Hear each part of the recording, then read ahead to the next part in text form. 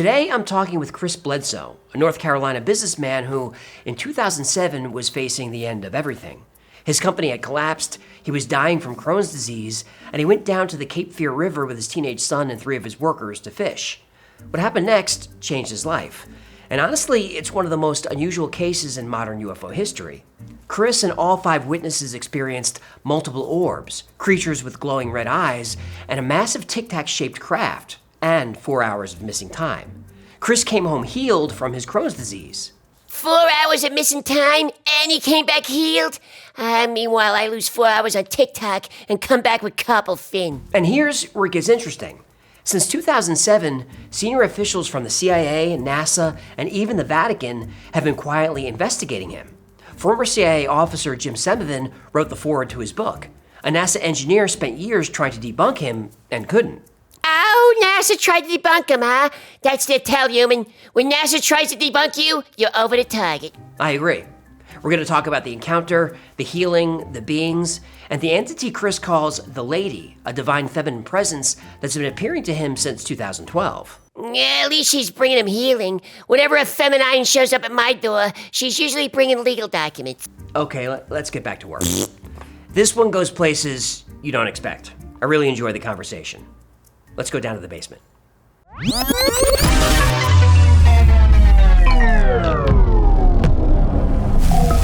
Chris, thanks for coming today. Thank you for having me, AJ. I'm so excited. Me too. It's my honor. Been a big fan for a long time. Oh, don't say that. You don't have to say that. I have been. So if you know my show, and I'm just going to recap this for the audience. At the end of the Y-Files, I do a segment, debunking and analysis. I don't do that here. This is about telling the story and just kind of exploring your experiences. I appreciate that. So if you feel any pushback, this isn't a gotcha show. Right. We're going to talk about your story. I guess it all starts at the river. Yeah. What brought you to the river? Well, it actually started before the river. Okay. And let's back up to about 2001 when the World Trade Center disaster happened. At that time, I had been in business nearly 20 years and building upwards of 100, 120 or 30 houses every year. And it was one of the biggest builders in our county and one in the state, private company. And when that disaster happened, being that my business is based in a military town, Fort Bragg, the housing sales just stopped suddenly. Nobody's buying. And so here I am with $18 million invested in property, and the interest rates had gone up to like 8%. And on borrowed money, it was costing me $100,000 a month. We fast forward, and I was dealing with Crohn's, and that made it worse. It got worse and worse and worse. And by the time 2004 come along, I was in the hospital and I write about this in my book, what happened there. Had a near-death experience from a doctor poisoning me. I'd lost everything. Took me 5 years to go through all the savings I had and liquidating all I could, but I paid the banks off and sold the property. But I was left with nothing. So the near-death happened in 2004, and early 2005, I was still recovering. By summer of 2006, I was just getting to where I could go back to work. I was still sick with Crohn's, right? And I just had this poisoning in the hospital by a doctor. And I'd love to get into that at some point, maybe later today, because you've had 2 NDEs. Yeah, one from a gunshot when I was 10, and one from over medication, not checking my vitals, my liver and my blood work right. Doctor just didn't. He failed to do it, and it caused me to go into toxic shock, metal poisoning, they call it. And so here I am now. All this happened. Sick. I'm recovering. I'm at the end of my rope. I had $1 million home, 4 kids living on a golf course for all these years, and now I'm in a mobile home with getting free lunch money from school. How debilitating that was and demeaning, but that led me to the river. What led you to the river? What was that decision? Well, it wasn't my decision, but it was. I started back to work. Just the first job, my dad convinced me to go out and look after a big house that he was contracted to build on the coast 2 hours away. So I took a crew of men and had them working there, and we worked 4 months in '06 from October to December. And when December comes along, it was right before Christmas. I didn't need to go back. We were down to the last 10% of what they owed us, doing a punch list. So on the first day or 2nd of January, I sent the crew back, told them to do their work and bring me a check back. And that's exactly what they did. On January the 8th of that day, they called me, "Hey boss, we got your job done. We'd like to celebrate. We don't have to drive out of town anymore." It's been 4 months. They've been going in and 2 hours away. And so I was at home. My wife was at home. She was off with the rest of the kids, but it was Chris Jr. and I there. And so we agreed to go fishing in the middle of the day in January, and it was about 2:30 when we got to the river. And of course, I was I was having a hard time mentally, depressed and struggling and so I didn't fish. I had my son there. He's 17 then. These 3 grown men, they were crew leaders. They were doing roofing and framing and that. People that worked with our family for my dad for years and years. And so I thought it'd be nice to get Chris Jr. down out of the house, and so we get to the river, 2:30, and I left walking. I told him, once I got him set up, and I left walking about 3:30 or 4. Why did you let off? Well, I was wanting to get away and think. Okay. I wasn't into fishing. I just wanted to make sure they were in there. I'm a manager, right? So I managed crews of men, and I felt like they were sitting on the bank with a little stick with forks and the poles. So they were all set up. They're good. Yeah, they're good. I'm going to go talk to whoever's up there. Okay, so you had the intention. Yes. Okay. Yes. So I left walking, and I went. Imagine you go to the dead end of a cul-de-sac, drive down in the woods, and it dead ends into a round grassy area, about an acre. Well, I walked on in the cul-de-sac to the back of it, looking for deer, really not looking for anything but away time, right, from me. So I'm sitting beside a big tree, and it starts getting dark in the woods a lot earlier than out in the open. And so I think it was 4:45. I come walking out of the woods and walked up to where they were fishing, and I said, "You guys want to go home, or you want to fish some more?" And they're like, "We just got here. We want to do some more." I said, "Well, it's going to get cold tonight. Better get a fire going." So everybody stopped fishing, and all 4 of us, there were 5 of us. It was me, Chris Jr., and 3 guys. There were 5. All 5 of us went around the cul-de-sac picking up dead wood, deadfall, and had a huge pile of wood standing, sitting beside the bank, and a little fire going. So about 10 after 5, the fire was going, and I said, "It's going to be dark soon. I'm going to walk up to the field the way we came in, not the end of the cul-de-sac." So I walked a quarter mile up to the field. And it's uphill. It's 100-foot of elevation from the riverbank where we were fishing to this cornfield. It's flat field. There's a gate, and I'll share the photos of where I was standing. And just before I got to the top of that hill, and it's about 15 or 20 minutes after 5 now, so it's not dark yet.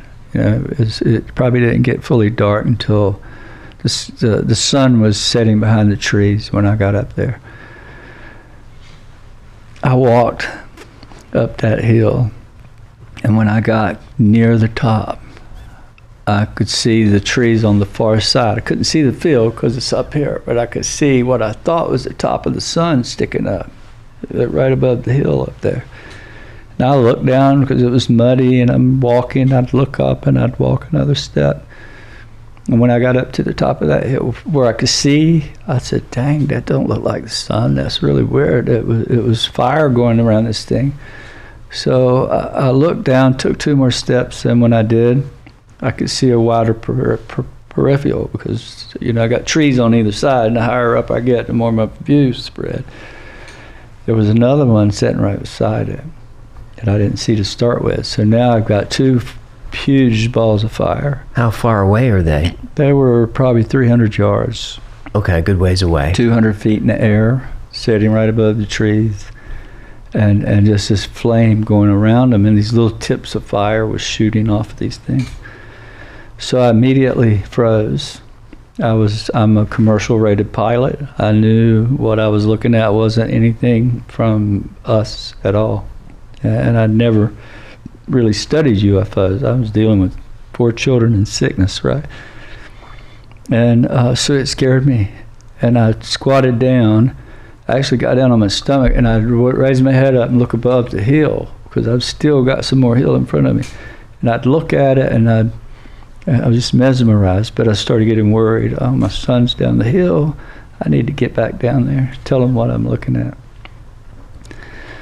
And the minute I decided to run, I had it in my thoughts, I'm going to run. So I turned my body, and I'm looking back behind me at it, you know, and I stood up to run, and the minute I stood up to run, right up here above me, another one appeared and shot down right in front of me. And at that moment, AJ, I knew that it knew what I was thinking. I knew that it saw me, and I felt like I was captured. I was a lab rat. I didn't know what to think. It was just overwhelming knowing that this thing, I was on its radar. That's when it all changed, when it came at me. You're a hunter, and now you're on the other side of it. Yeah. That's a good explanation. So you knew it was watching you. Was that like an animal instinct, or did you hear it, feel it? I didn't know it was watching me. The 2 I was looking at, I thought I was, hiding from this thing, but I was thinking, I got to run. Oh my God, what am I looking at? So I'm thinking, and the minute I go to run, this other one appeared, and I knew immediately that it knew that I was going to run, and it wanted, and it knew, and it was connected to my thoughts, and I couldn't get away.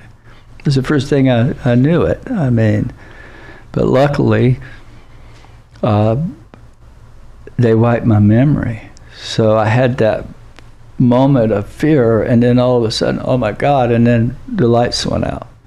Just everything just went out, dark. And so the next thing I realized, I'm walking up to the fire. I don't remember leaving at the top of the hill. I don't remember any of that. I just remember the last 50 or so feet going up to the fire. So I'm walking in the dark. They can't see me coming. And these 3 guys are standing at the campfire. They're not fishing no longer. They're standing there, and the fire's burnt down to very little fire. And I left. It was a pretty good sized fire. And it scared them bad when I snuck up on them. Right? I bet. And I'm like, guys, you won't believe what I just saw. They're like, where have you been? I said, I was just up at the hill. I've been gone but 20 minutes. And they're like, no, you've been gone all night. And we've been looking for you all night. I said, well, where's Chris Jr.? He wasn't there. And so they said, well, he went back in the cul-de-sac where you went earlier today looking for you. Oh, no. While we took your truck and drove up and down the road. And one guy stayed at the fire the whole time. And so I panicked.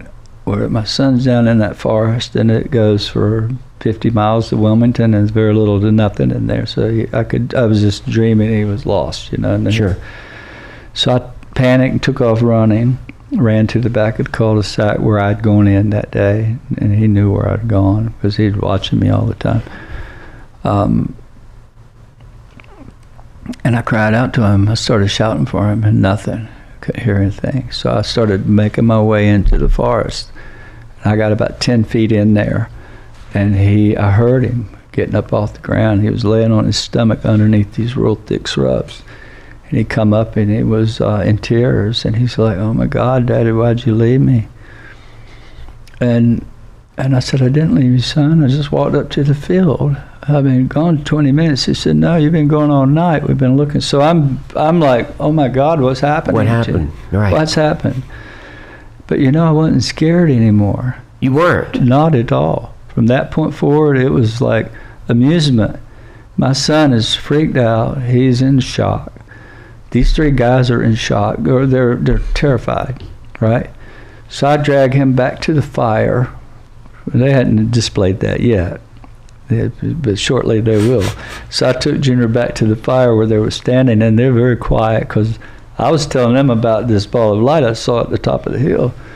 And Chris Jr.'s talking about this creature that he had seen coming from a quarter mile away. The road at the end of the cul-de-sac is a quarter mile, and then it makes a left up,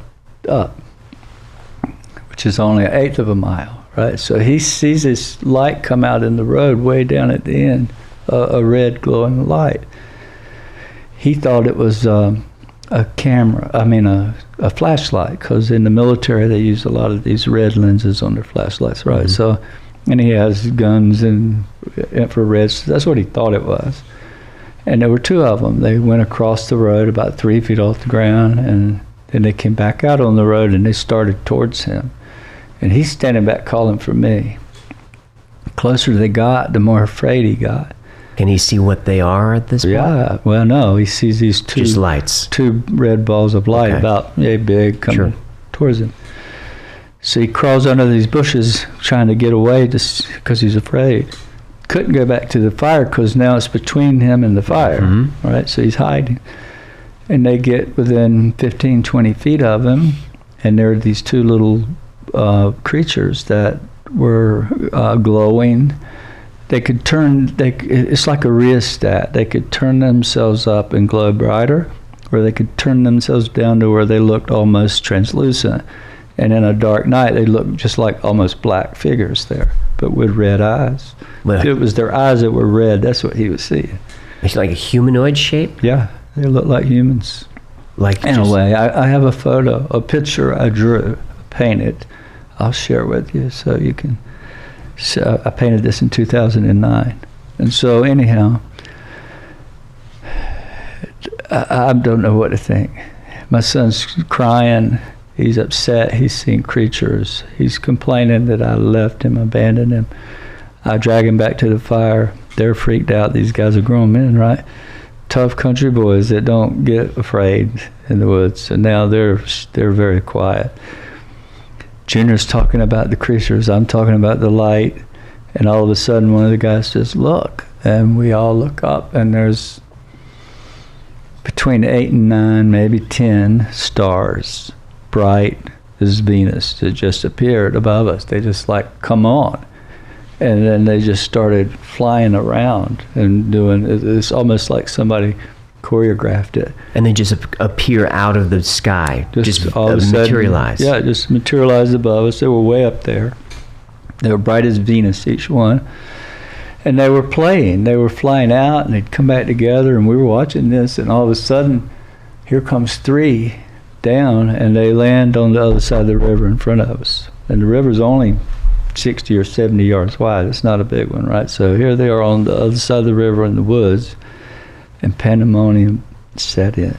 These guys freaked out. I'm not afraid. I'm mesmerized. Whatever they did to me, I was no longer afraid. I'd be angry at you because you're so peaceful. Yeah, and they were angry at me.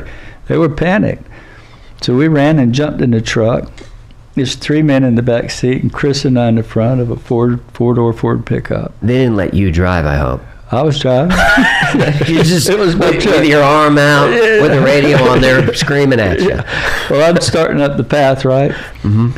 Out of there, and this road is muddy, real muddy, and the bushes were like scrubbing the mirrors as we went down through there, and they're screaming every breath, go, go, go. And Chris Jr.'s just want to get home, Dad. I want to get home.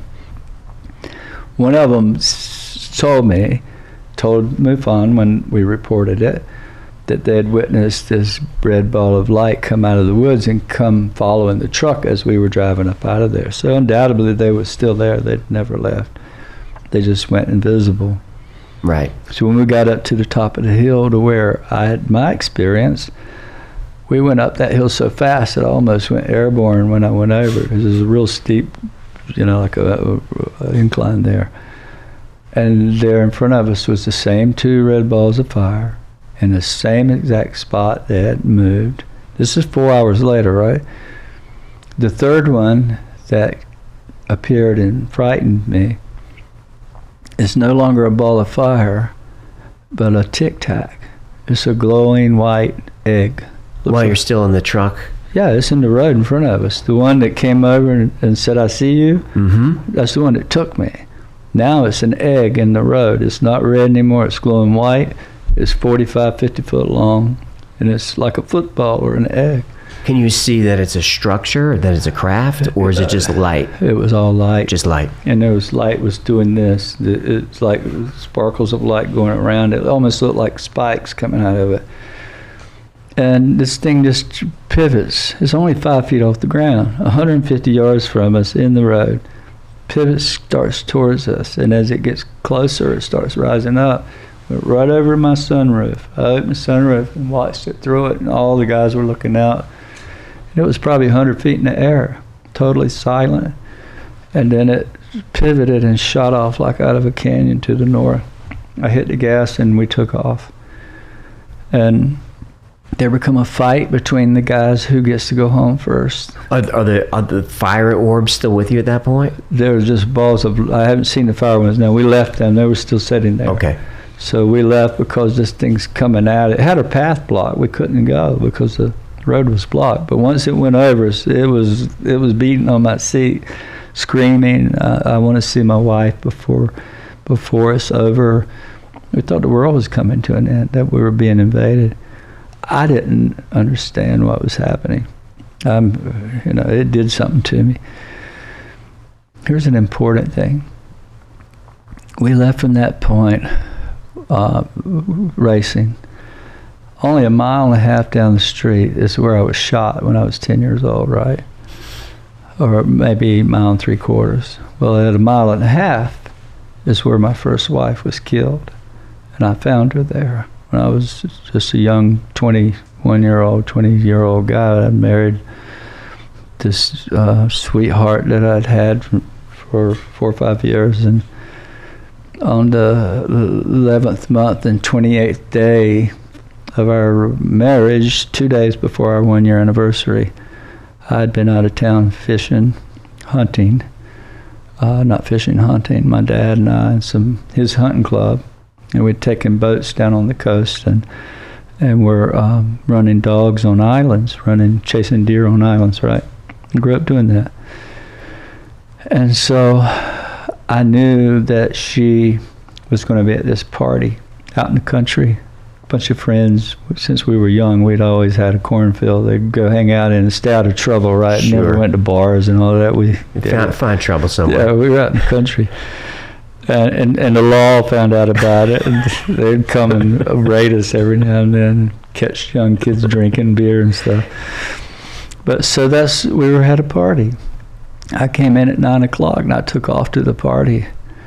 And I write about this in detail in my book, why I left.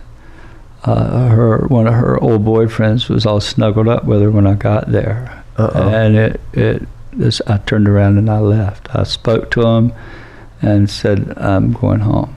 So I started home. Went 2 miles down the road and turned around to go back to meet her, because I'm like, I'm not let this guy take what's mine. I was just mad, right? Of course. So I turned around to go back, and on the way back, in this very sharp curve, there was a car laying on its side. It was laying, and I could see the bottom side of it, and I hit the brakes and jumped out of the car. Didn't know who it was. It was in the front yard of someone's home that had rolled up, went through the curve and rolled end over end up in these people's yard. I jumped out, I ran up to the car, looked in, nobody. Still didn't know what car it was, whose it was. It was dark and it was laying on its side.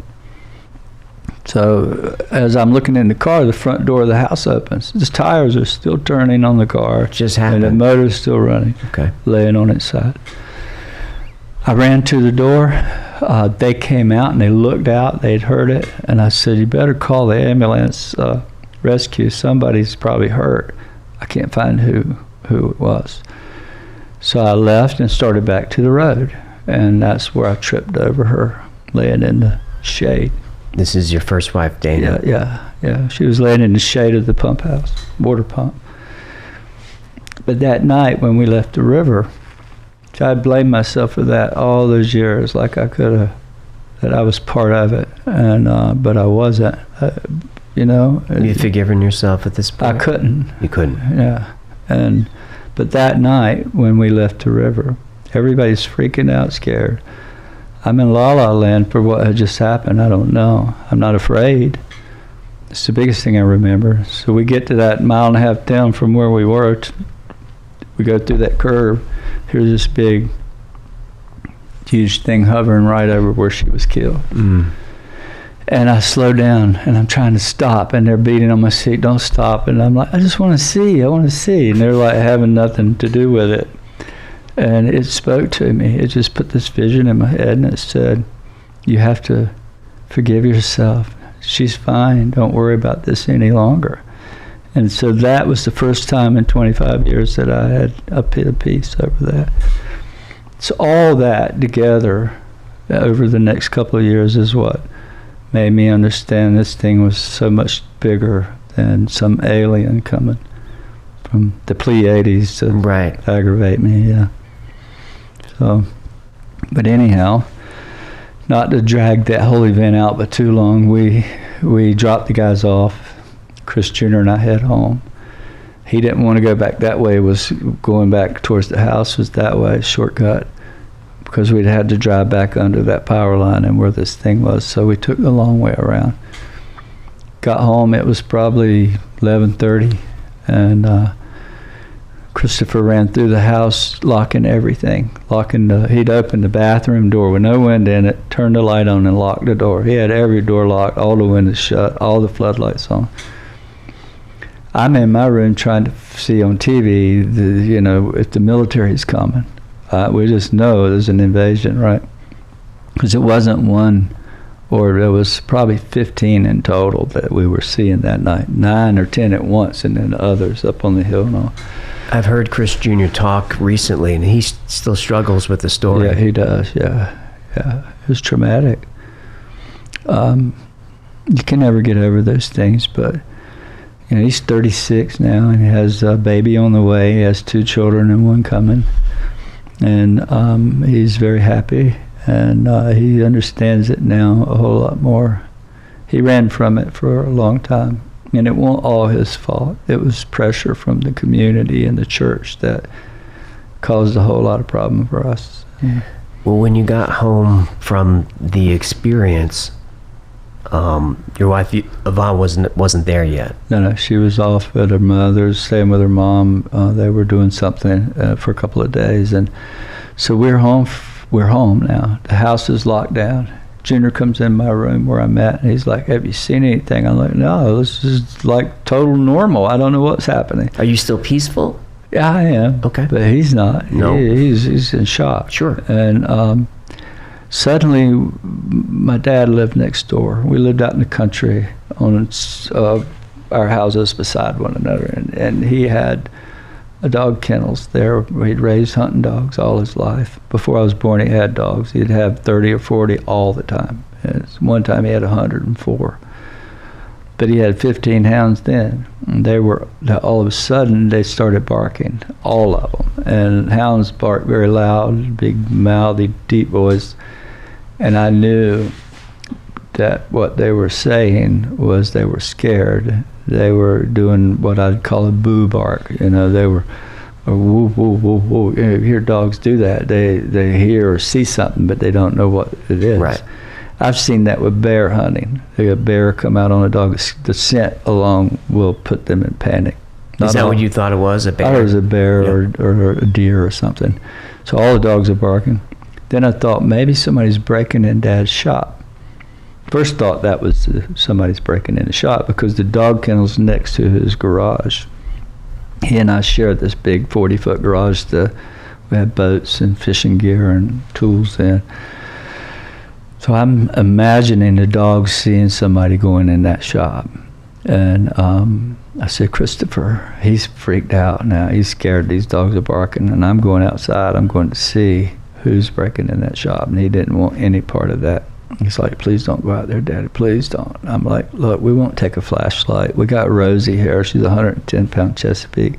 She'll keep anything away from us. We'll just sneak down there and see who we see. Maybe scare them away.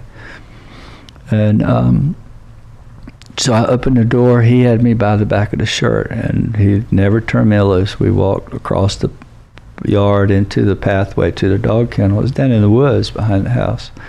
So we walk in there, and I look, and they're all looking out the back of the kennel. They're not looking toward the garage. They're looking in the forest behind it. So immediately I thought maybe it's a bear. Right. Because they were barking every breath facing into the forest, all 15, plus my Chesapeake. She's frozen, her hair's standing up, and she's pointing in the bushes. So I'm whispering to Chris, I said, I'm going to send her in on whoever's in there, whatever. Well, let's just run back out to the back of the property. We'll make a run for it. We'll go back and hide behind this big oak tree and see what she pushes out of there. Typical hunting. That's what we hunted, doing that. Try to cut the dogs off, put them in and get in front of them and see what comes out. They're trained to do this, your dogs. Yeah. And so I bumped her on the rear, and she took off immediately. So we took off running. We didn't have no time. You got to run hard to get down this path and back to the yard and to the back. And I felt Christopher turn loose when I made a left turn, and the grass was getting frosty, and I slipped, and he turned loose. And I thought, well, I just outrun him. So I ran hard as I can. I ran up to this tree and stopped myself. I ran up to it in a full run, and I'm trying to be quiet, but I'm breathing, heavy breath, and I'm trying to calm my breath, and I'm against the tree, and the dog's coming straight at me. It's very loud, it's quiet at night, and this thing, you hear it coming through the forest, is real loud. So I turned to look back to see if Christopher was coming. And this all happened so quick, and when I looked back, he was gone. He didn't come. He couldn't stand anymore, so he ran to the house. When he turned loose, he took a right. I took a left. Right? Yep. But when I did, AJ, they're standing behind me about arm's length was this little figure, yay tall, which I painted it, and it was glowing white. About 3 feet, 3.5 feet? Yeah, 3 feet.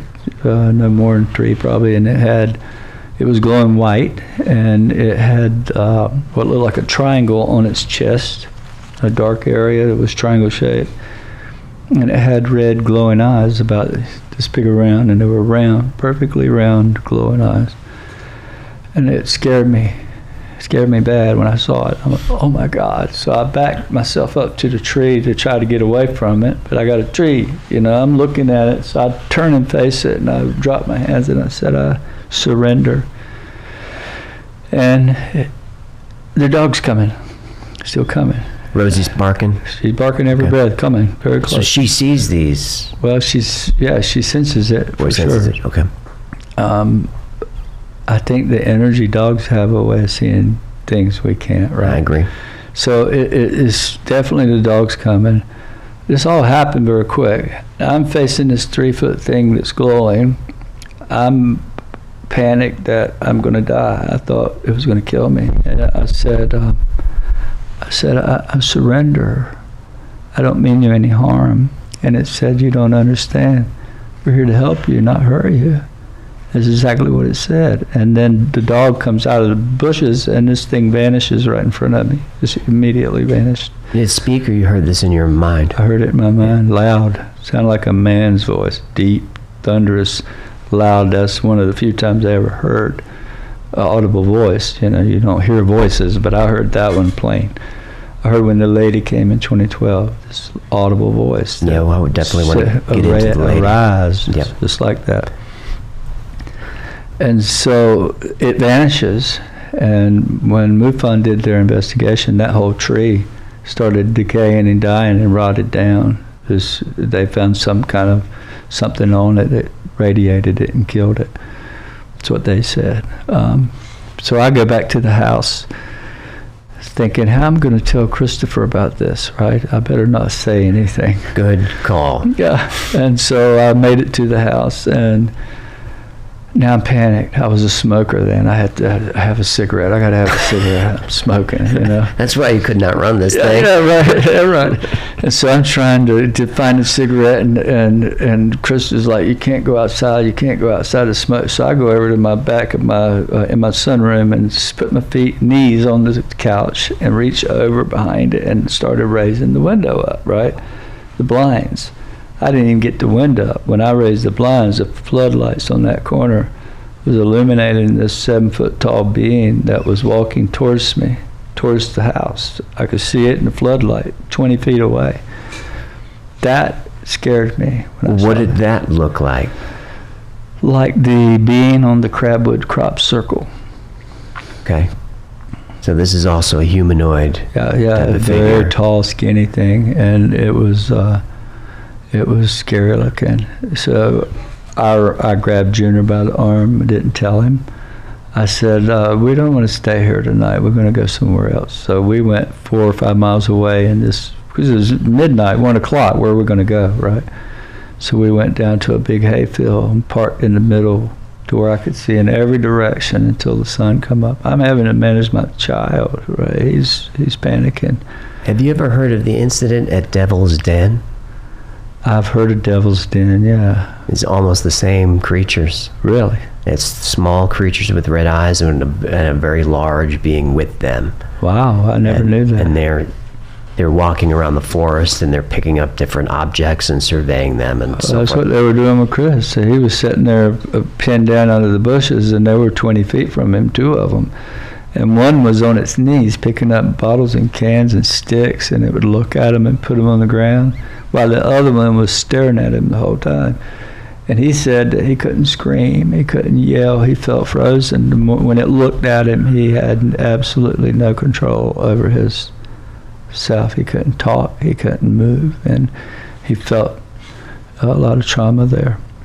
At Devil's Den, that large creature had a triangle on its chest. Get the heck out. Mm-hmm. I'd never heard It that. shows up in all these stories, the triangle. I never heard that. Yeah. Makes sense why NASA come calling. I said, we'd like to talk about that little being with the triangle on his chest. Well, where are we chronologically at this point? So you were with Junior. Your wife is back yet? She comes back 2 days later. Okay. So this is on a Tuesday night, I think. Okay. By the end of the week, Thursday or Friday, she comes home with the other kids, and I had the greatest story to tell, and it was scaring my wife because she being raised in a Pentecostal Holiness church, and her family is they're part of they're part of the whole movement. They brought it to North Carolina. They're her grandmas and ancestors. So they were very big in the conference. So I had that whole power on my head there. But the first night, that was the first night, the end of the first night. When you were telling her the story, were you telling it from the position of peace, or because I can't see her reacting positively? Well, I was telling her the story, and couldn't get a word in because Chris Jr. was telling it too, right? Right. And she didn't want to believe it. And then when the other guys came a couple days later, they came back to the house to bring back my fishing poles because we left everything on the river. Sure. We left coolers and all sitting right there, sticks still with the rods in them. And so she questioned them, and immediately the church condemned it as the devil. How did the church find out? Well, that's my wife's family is the church. My mom and my family, they're all big in the church, and we live in the Bible Belt, right? Sure. So the whole community. Did she tell them because she was worried? Well, she was worried how to handle this with the children because the children were frightened. Sure. My 10-year-old daughter, she thought I was interrupting their school. It just disrupted everything, the school, their sleep. And I was I'd have to say, my wife is a very I love her. We've been together 43 years, and I couldn't live without her, right? She's the calm person. She's the mother, right? And she's worried about school in the morning, and I'm like Dustin Hoffman all of a sudden. With the mashed potatoes? Yeah, I was just like that, and I still am. I mean, I came home, and she said I look wild in the eyes. I was just telling us, oh my God, you won't believe what happened. And when she calls her family and my family and all that, then it turns into, it was a demonic experience. You're playing with the devil, because the Christian church believes, not the Catholics. No, not the Catholics. The Protestants, they preach it's the devil, not knowing. It's just part of their, any light you see, if it's not of God, it's got to be evil. How did you know it wasn't? Because it healed me. And it told me I'm here to help you, not hurt you. Okay. But I struggled with what all that. Who was that? Was it an alien? It didn't act like what an alien. It knew my prayer. It heard me. So I started researching the Bible, and I learned that these chariots of fire. Immediately, it started making sense. So I furthered my research into meeting Dr. Diana Pasolka and Dr. George Zervos and a whole lot of other religious scholars and people that know this, and we started digging into the text and researching, and have still researching. What did you find in your research of the Bible that tracks with this story? Well, this is something Diana gave me the information. Okay. And she said, I'm going to give you this. I can't talk about it, but I'm going to tell you this. I want you to pay attention to what I'm going to tell you. And that is in the Bible, throughout the Bible, Mark, Matthew, Luke, Revelations, and even in Exodus, there is something called the clouds of heaven. This will be in my next book, by the way. But the clouds of heaven. I'm like, what is that, Diana? And she said, well, these clouds, some of them are talking, some of them are shiny, some of them are feeding people, some of them are protecting people. For example, Exodus, it says, and an angel of the Lord went before the children of Israel for 38 years in a pillar of a cloud. Pillar meaning a pylon or a cylinder, right? Yep. Wherever that thing went for 38 years, they camped underneath it. It fed them manna in the morning, and it gave them shade by the day and warmth and light at night for 38 years, right? Yep.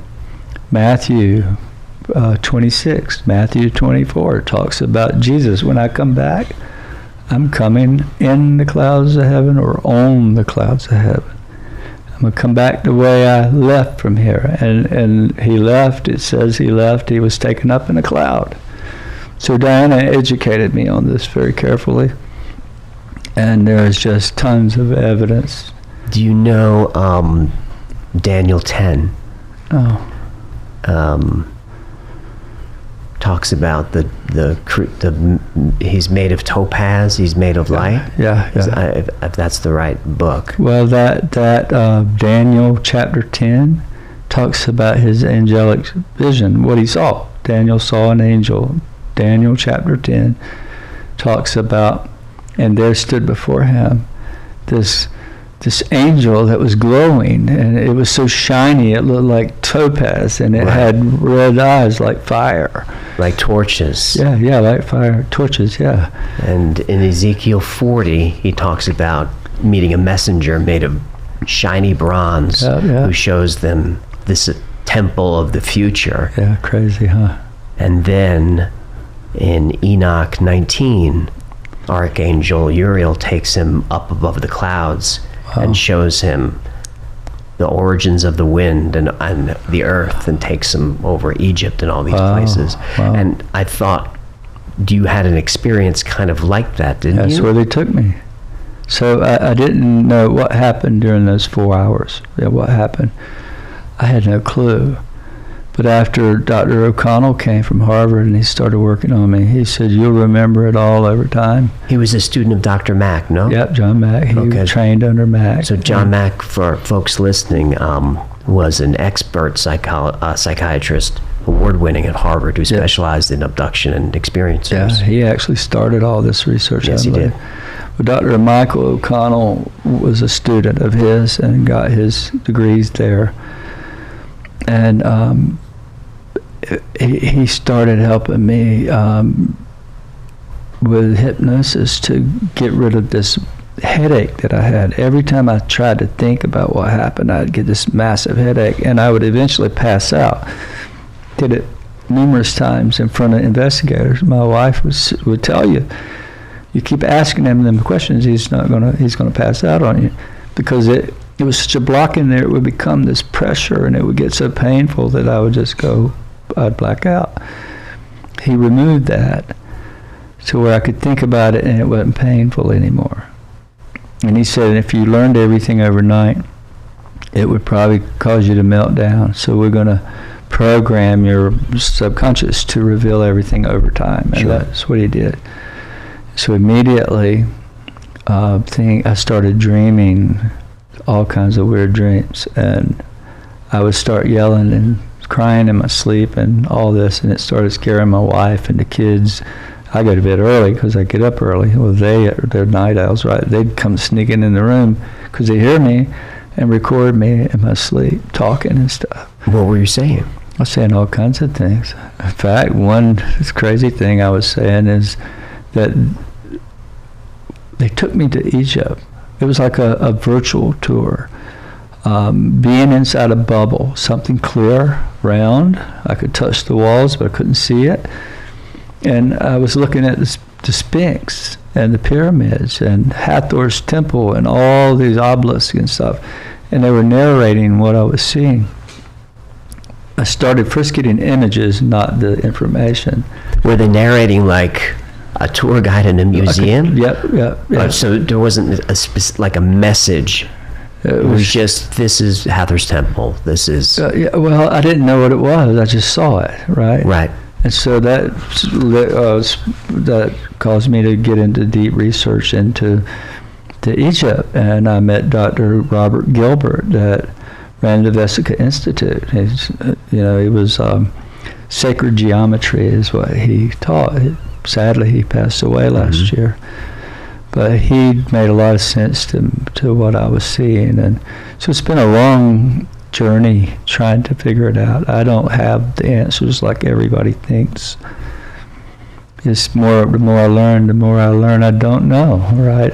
It's just it's just so big we can't imagine what is around us. But they took me up over the Midwest. I saw what I was crying in fear about. My wife recorded. One particular thing was I was saying in my sleep that they were showing me Bigfoot on Mars, of all things. Oh, come on. I'm not joking. I saw it in a dream or asleep. I was asleep. She recorded that. But I remember seeing it in the dream, landing in this bubble, and here comes walking up these creatures that were furry looking. So she's asking me questions, and I'm answering in my sleep. But it all began to center around the scary thing was, and this is what got the powers that be interested even more, is that I saw the sun start to grow in size in the sky. Before you get to that, is this before what you call in your book your 5 years of darkness? This was in the 5 years of darkness. Can you tell me a little bit about how you went from this experience where you're feeling peaceful, and then now 5 years of dark? That's a lot of darkness. What happened? Well, why I call it that is I came home with a story that I'm Dustin Hoffman. They're looking at me like, look, he's crazy. He's lost it. He's because I'm saying all this weird stuff, right? And I'm really like Dustin Hoffman. I'm obsessed with it bad, and I couldn't control it. And that turned into a backfire, because the more I talked about it, the worse it got. And it got so bad that I come home one day, and there's the sheriff pulls up in the yard, and these social workers, and it got so bad that at school, at elementary schools and high schools, they were questioning my kids because I was on TV now. I made a DVD in 2008. MUFON did that and promised to vindicate me, and they made it worse by and far. That was a hit job. Yeah, it was a hit job. And so now I've got the school questioning my kids. Next thing I know, social services is at my house trying to take me out of the house from my family. So all this is the darkness. For 5 years this went on. It was just constant. This might be too personal of a question, but is your wife on your side at this point? Yeah, She is? Okay. She's on my side, Okay. but it's out of control now, right? Everybody, she's just trying to be a mom and live her normal life and raise her 4 kids, right? And Are you still welcome in church? well, yeah and no. They told me if I had to completely stop talking about this if I ever wanted to be involved in the church anymore. And I'm like, sorry, Okay. I am having church. To me, it is church. It's not evil. It's not the devil. It's something much greater, and I aim to pursue that. Okay. So, yeah, they kind of gave me that ultimatum there. Although I've been a couple of times during Easter or Mother's Day, that I'll go with the wife. But Well, I want us to take a break in just a minute, but can you give us, before we go to break, that final scene, that final moment in the 5 years of darkness where you went out? okay, yeah, that's when it all changed. Yeah, and then when we come back, we can get into... Okay, good. So 5 years of fighting, social services, fighting, the community's ridicule so bad. It was so bad I wouldn't go to the grocery store anymore. I'd hold my head down. And here I'm working with NASA, right? I've got NASA scientists at my house, and I'm down at Cape Canaveral. I'm all these places. Well, I ain't gotten Cape Canaveral yet, but I'm with NASA. It was a NASA scientist, Al Povenmire, went to my mom and dad's house and said, you need to listen to your son. He's not lying. Yeah, don't worry, gang. We're going to get into all that in a moment. So at the end of 5 years, it was Easter of 2012. I was so beat down that Richard Dreyfuss in me had gone into hiding now in shame. The zeal that I hadn't gone away, but the wall I was hitting is now affecting my kids because my kids are coming home crying. Sure. They're being made fun of in school, picked on in the hallways, and called out in class by teachers and children. So I went to bed that night at 9:30. It was a Saturday night of 2012 before Easter. So that morning, Sunday morning's Easter, right? I walked out about 9 o'clock and I looked up at the heavens, and it killed me to say it because I was so deeply moved by what happened, and the Richard Dreyfuss to experience it and to talk to it and to find more. That's all I wanted, and I had to concede. I let the community beat me down, and the church and the family, and I say extended family. Our family's big in our town, and we've been there since the 1700s, so there's 200 or 300 cousins that live around, or relatives in that town. So I went out and I shouted at the heavens, why did you do this to me? Now I've ruined my children's lives. I was sick. Thank you for healing me. I lost everything. Now I have nothing. It's worse. I can't even get a job now. Nobody will hire me. And I've put in for several jobs. I needed work. I couldn't get any work. Not even family members would hire me. People that work for me. It got that bad. So I shouted at God, and I said, I quit. I'll never talk about this again to save my children and what's left there. And I went to bed at 9:30. At 3 o'clock in the morning, and I know it was 3 because when I heard this voice, I heard it. It was so loud it woke me up out of a dead sleep. My alarm clock on the counter, back then we had the digital ones, now you don't have those anymore. It said 3 a.m.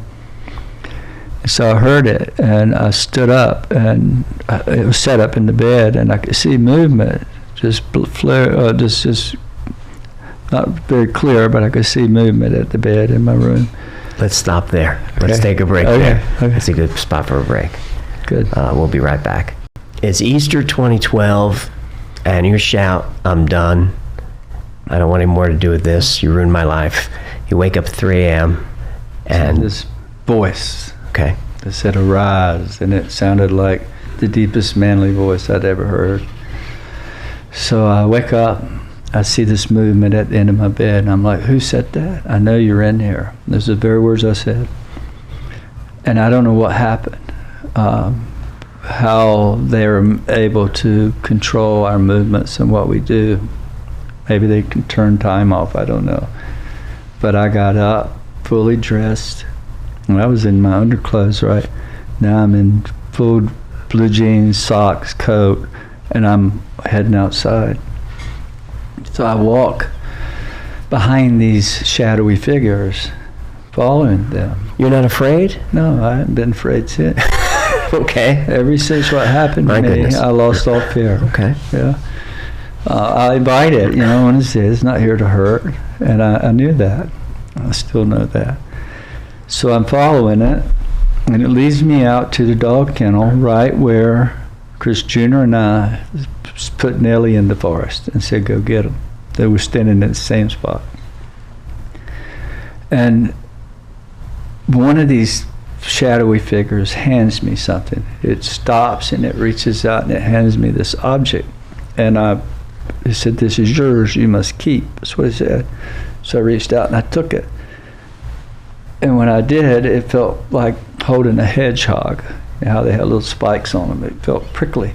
So I dropped it on the ground. No head or tail? No head, no tail. It just felt like a bag of bones, like an animal with no legs, no head, no tail. You're describing a Tribble from Star Trek. Maybe. Okay, so you dropped it. I dropped it and it said, no, you must keep this. So I reached down, pick it up. It said, you must keep this. So I reached down to pick it up. And I'm juggling the thing. I'm scared of it. I don't know what I got. It's dark, right? And I look up and they're gone.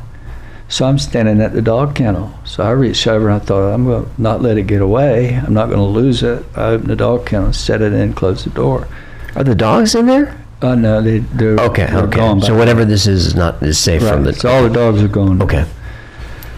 This is 5 years later. And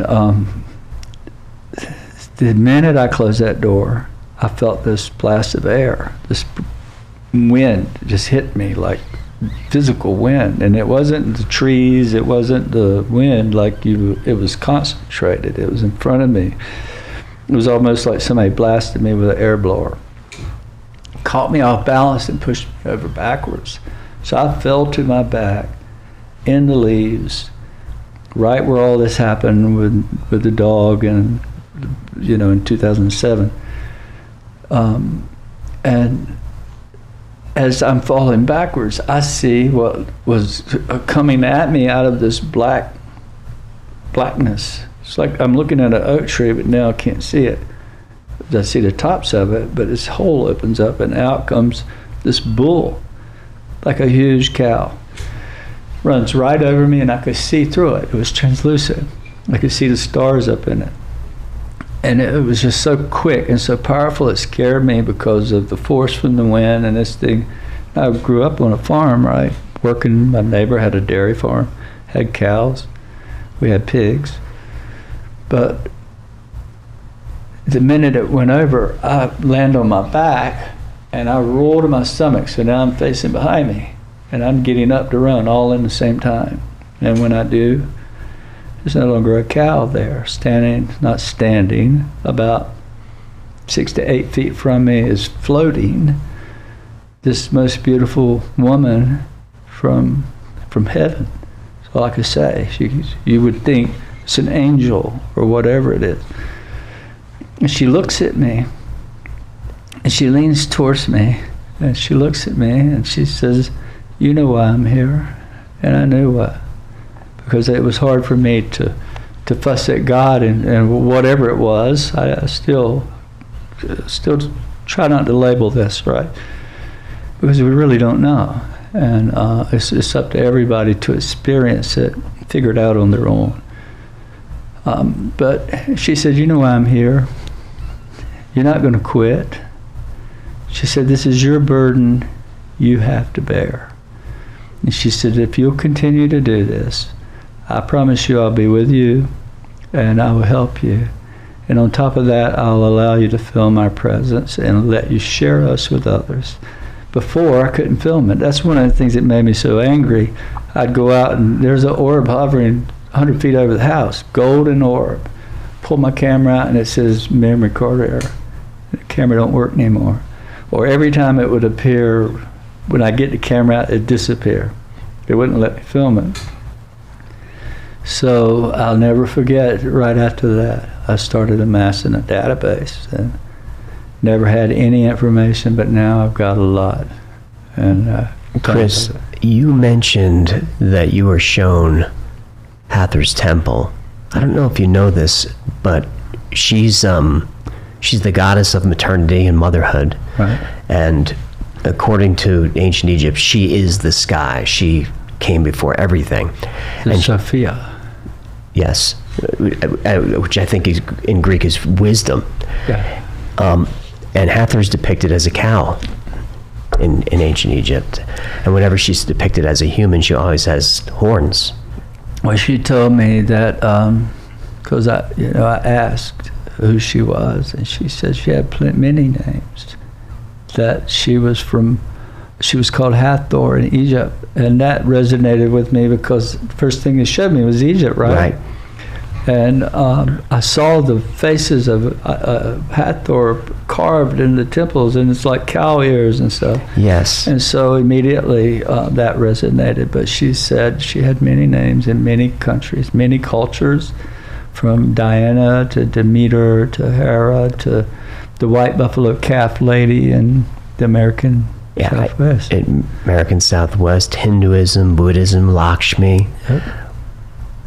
Could it be Mary? Could it be? Well, I suppose it could be, but in my research, I know that the word spirit, the definition of a spirit, nobody really understands that, but it's the wind, right? And the word Holy Spirit is the breath of God. Well, that most impactful thing to me was not only seeing and hearing, but the wind that pushed me over. The cow running over, I saw it, but the wind physically, it frightened me. It hit me so hard, you know what I mean? So here's this force that came at me only to reveal itself as the most beautiful woman I had ever seen. So I went from extreme fear to, oh my God, what am I looking at, you know? And she's allowed me to share her presence or the orbs with everyone. Yes, she has. All those men that were on that trip with you, that fishing trip, have all come forward and corroborated. Your son has said it has happened. I think orb sightings in your presence are now numbering in the thousands. Hundreds of people have seen them. Thousands of people. Yeah, I've had 1,000 at one time. So now, I don't know what to call her, the divine feminine or whatever. You're back on your mission. Right.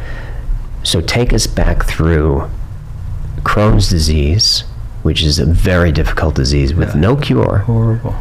And you were cured of that. Yeah, it's gone. I went to Chapel Hill. A doctor sent me to Chapel Hill to find out if where it had gone to, if the markers were still there, and there are no markers. And when were you cured? I was cured in 2007. 2009, I came down with rheumatoid arthritis, and it really didn't get bad. But I know, to me, that rheumatoid came on from the stress during those 5 years, and I'm in remission now. It did a lot of damage, but even the rheumatoid doctor said, well, maybe even Gary Nolan told me that it probably was a reprieve from the Crohn's and it came back as RA. Could be. Crohn's. I went to Chapel Hill. But at Chapel Hill, I have the paper I'll share with you. It says there's absolutely no.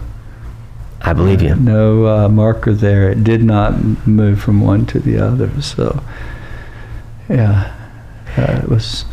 And this healing ability, unbelievably, you have shared with others. Yeah. Can you talk a little bit about that? Because when I say share with others, I don't mean a boy in your neighborhood. I mean, Right. you've been summoned to the White House. And Yeah. Well,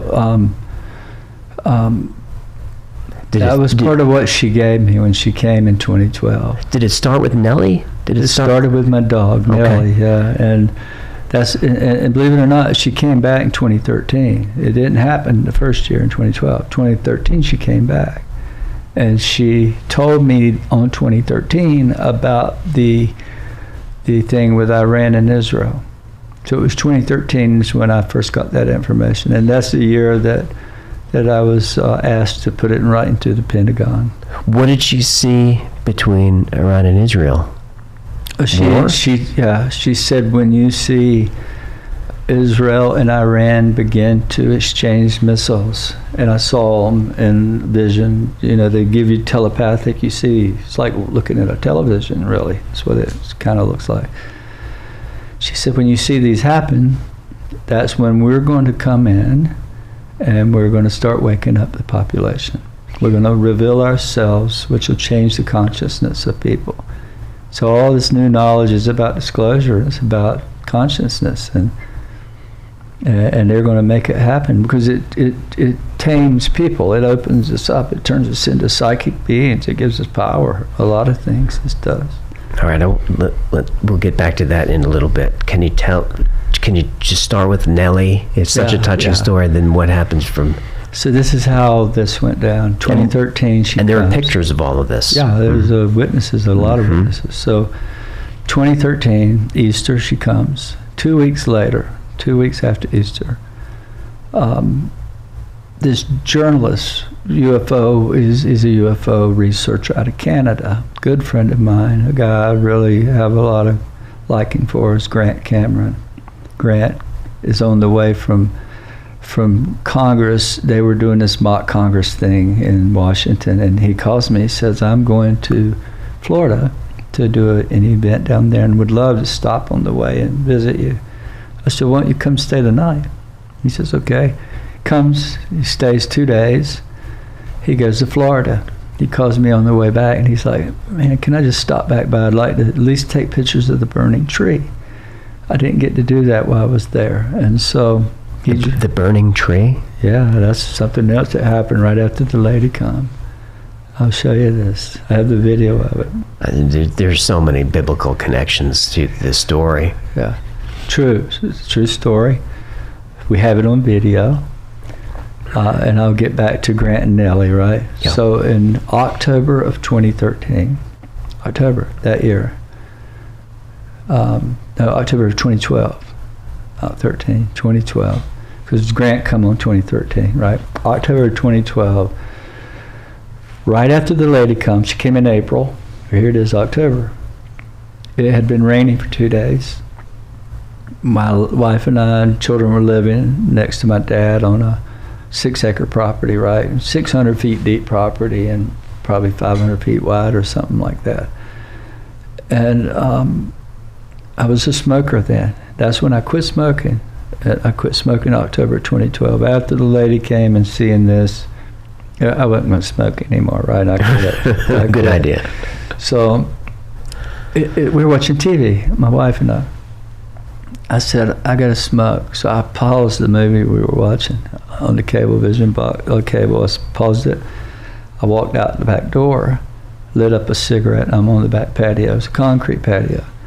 The wife says, I'll be out in a minute. And so she's walking by the back door. There's a full glass door. She looks out at me through the glass and sees way back in the back of the property this tree, what looked like somebody lit a couple of bottle rockets off from the ground, and they shot up and they did this, right? She sees that and says, what? She opened the door. She said, what's going on with that tree? I said, I have no idea, but I saw that too. And then all of a sudden sparks would poof out 3 feet, and they would just kind of do like fireworks, it looked like. And then suddenly, poof, this thing erupted into flames, and it's burning 12 feet in the air. From the inside of the tree is burning, and it's shooting up through the tops. She freaks out. Oh my God, how did this happen? And we run out, and anyhow, Ryan, my son, he takes his iPad, he's got in his hand, and he starts filming this. This tree just spontaneously combusted in our backyard. So I run a hose pipe all the way out there, give it to my wife, and she puts it up in the tree inside of it and sprays it all and puts it out. Messed her up so bad. She couldn't sleep, couldn't think. That was at 9:30. At 12 o'clock, she walks by the back door and looks, and it's burning again. It's burning again. Burning again. So we go out and we put it out. The second time. At 3 a.m., she can't sleep. She goes by the door. There it is, burning again. So she puts it out the third time. 9, 12, and 3. And so Grant is there wanting to see this tree. I have a video. I'll share that burning tree video. It's under my name, Chris Bledsoe Burning Tree. You can look that up on YouTube. It's been there since way back then. And that tree became very famous. I bet it did. Yeah, a lot of people would bring articles of clothing and all and put in the tree, and healings would happen and stuff. So April 2013, Grant Cameron comes 2 weeks after Easter, and we walk out to the tree, we look at the tree, and stand around it 20 minutes conversating. He's got his camera all in it and around it, right? And my black Labrador, Nellie, is laying beside us. She just would walk where we'd lay down, right? So she'd been with us the whole time.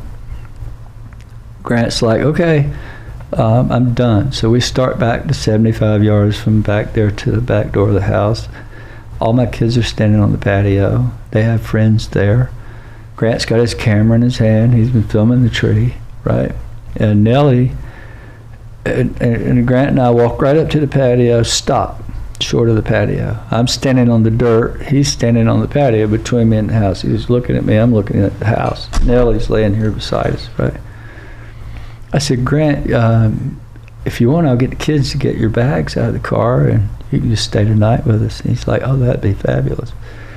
So immediately he turns his back to me and starts toward the door. So the back door is open. We live in the country. I heat it with wood. I didn't even have heat. And so I'd leave the doors open that time of year and windows and all. And so Nellie takes off to beat us in the door. You know, a dog would do that. Mm-hmm. They'll try to cut you and get in front of you. But she did it. And when she did, I saw her go by and blood shoot out of her neck. Right out of the side of her neck, a long stream of blood. Wet down Grant's pants. There's a string of blood going right on in the back of the house. And I ran in the door. Oh my God, I tackled her on the floor. On this LB plank flooring, you know, it's real slippery. Yep. Especially with blood, it's a slippery thing. I tackle her and I drag her back out of the house. She's about 80 pounds, heavy. And me with rheumatoid arthritis, you know, it was adrenaline that kicked in. So I drag her out and I lay her on the patio, and we're all looking, and Grant's down there with the camera, and she's got a hole in her neck this long, right across her vein. We don't know how it got there. My friend at NASA, the Dragon, he suggested maybe I should look into healing because maybe the phenomenon's trying to tell me something. So I didn't think about it, but that's what happened. But here's how it went. She's laying there bleeding to death. I got my hand on her neck, and blood's coming up through my fingers. Every time her heart would beat, blood would shoot out. It's all over the floor, patio, and Grant's pants. So I knew at that moment she wasn't going to live, because we were 30 minutes from a vet out in the country, 25. She's going to bleed to death before I can even get her in the car. There's just that much blood. And so I just kind of, I can remember blocking everyone out. I didn't realize who was standing there at that moment. I just looked up at heaven and I said, Lord, you got to help her. She's going to die. And the minute I said it, I felt her struggle. She went limp. And the picture I'll share with you has her laying there completely limp, didn't even wiggle. it went on for a while to where I had Chris Jr. go get a rag. I thought maybe we could put pressure on it and help it stop the hole. So he went in and got a washcloth, right? So everybody sees what's happening. But the minute I said the prayer and she went limp, I lifted the washcloth over her neck and the hole was disappeared. It was gone. And she just stood up and waggled her tail and walked away. Like nothing happened. Like nothing happened. Grant saw it. He documented it. He wrote a paper on it, an article or two. And so I told that to my NASA friends. And I told it to someone. After the lady came, a whole lot of people started showing up. Well, when did the government first? 2008. How did they find you? How did they? Did you report what happened? I reported it. Well, let's just say in 2007 is when it happened, right? In January. Under my wife's wishes not to ever talk about it anymore because it was interrupting the children and the schedule, I decided I wouldn't talk about it and try to hold. But I'm Richard Dreyfuss, right? Right. I got to talk about it. You have to. And so I went in agony. I went in depression and slept in my little office for October, 10 months. I went and talked to my wife. I was so upset, felt restricted. But I understood her position with the kids, right? Mm-hmm. But I had so much anxiety and I just had to talk to somebody. So I went on the computer and found this outfit called MUFON and said, report your sighting. So I wrote it up and I didn't hit send because I knew if I did, I might lose my family. Yeah. So for 2 weeks there, I looked at it in agony. I finally hit the button. And the very next day, I get a call out of California from a guy named Jim DeMonchi, I think his name was. And he's like, man, we want to come visit and we want to investigate. And I'm like, hold on, I just wanted to tell somebody. Right. I don't want y'all here. This is going to cause me a problem. So I said, no, thank you. So January comes along. This was October. They were calling me every week. And I kept telling them no. MUFON's calling. Yeah, every week. And January comes, they called me and said, we're going to officially close the case if you don't want to talk about it. They'd already opened the case file. I said, well, okay, I'll talk about it. So within a week, by February of that year, of 2008, I allowed them to come in February. So it happened in January of 2007. So I'm February of 08, right? A year and a month later. Mm-hmm. And we, I forgot where I was going with that. How the government first. So when I reported it, Jim Semivan told me that he knew the very minute that I reported it. Because some would say the MUFON and the government have a little bit of the same. It's all the same. It's a data gathering apparatus. That's all they do is they gather data. And they use volunteer people to do it. So you get a sighting, they ask you, hey, AJ, since you had that sighting, you want to become an investigator for MUFON? Mm-hmm. Yeah, and it's exciting, right? And they can tell if you're like Richard Dreyfuss, you'll fall for it every time. And they tried to give me a training manual, but I never, because what happened next was terrible. This is 2008, February. By March, they had 6 or 7 investigators at my house all the time, and they were convincing me to do a documentary on Discovery. We're going to vindicate you. This was 2 months after I met them. They already had it in place. By June, they had the whole thing shot, and I was determined to prove myself that, I saw this, it really happened, and the community said, no, it didn't, you're dealing with the devil. Long story short, it backfired. Yes, it did. MUFON did a hit job on you. Yeah. And what everyone points to is that you didn't pass the lie detector test. Right. Which, on my channel, I tell everybody those things do not work. Right. But what's not emphasized is you pass a psychiatric exam perfectly. Yeah. A perfectly sane man. Yeah. And the lie detector was It was a farce.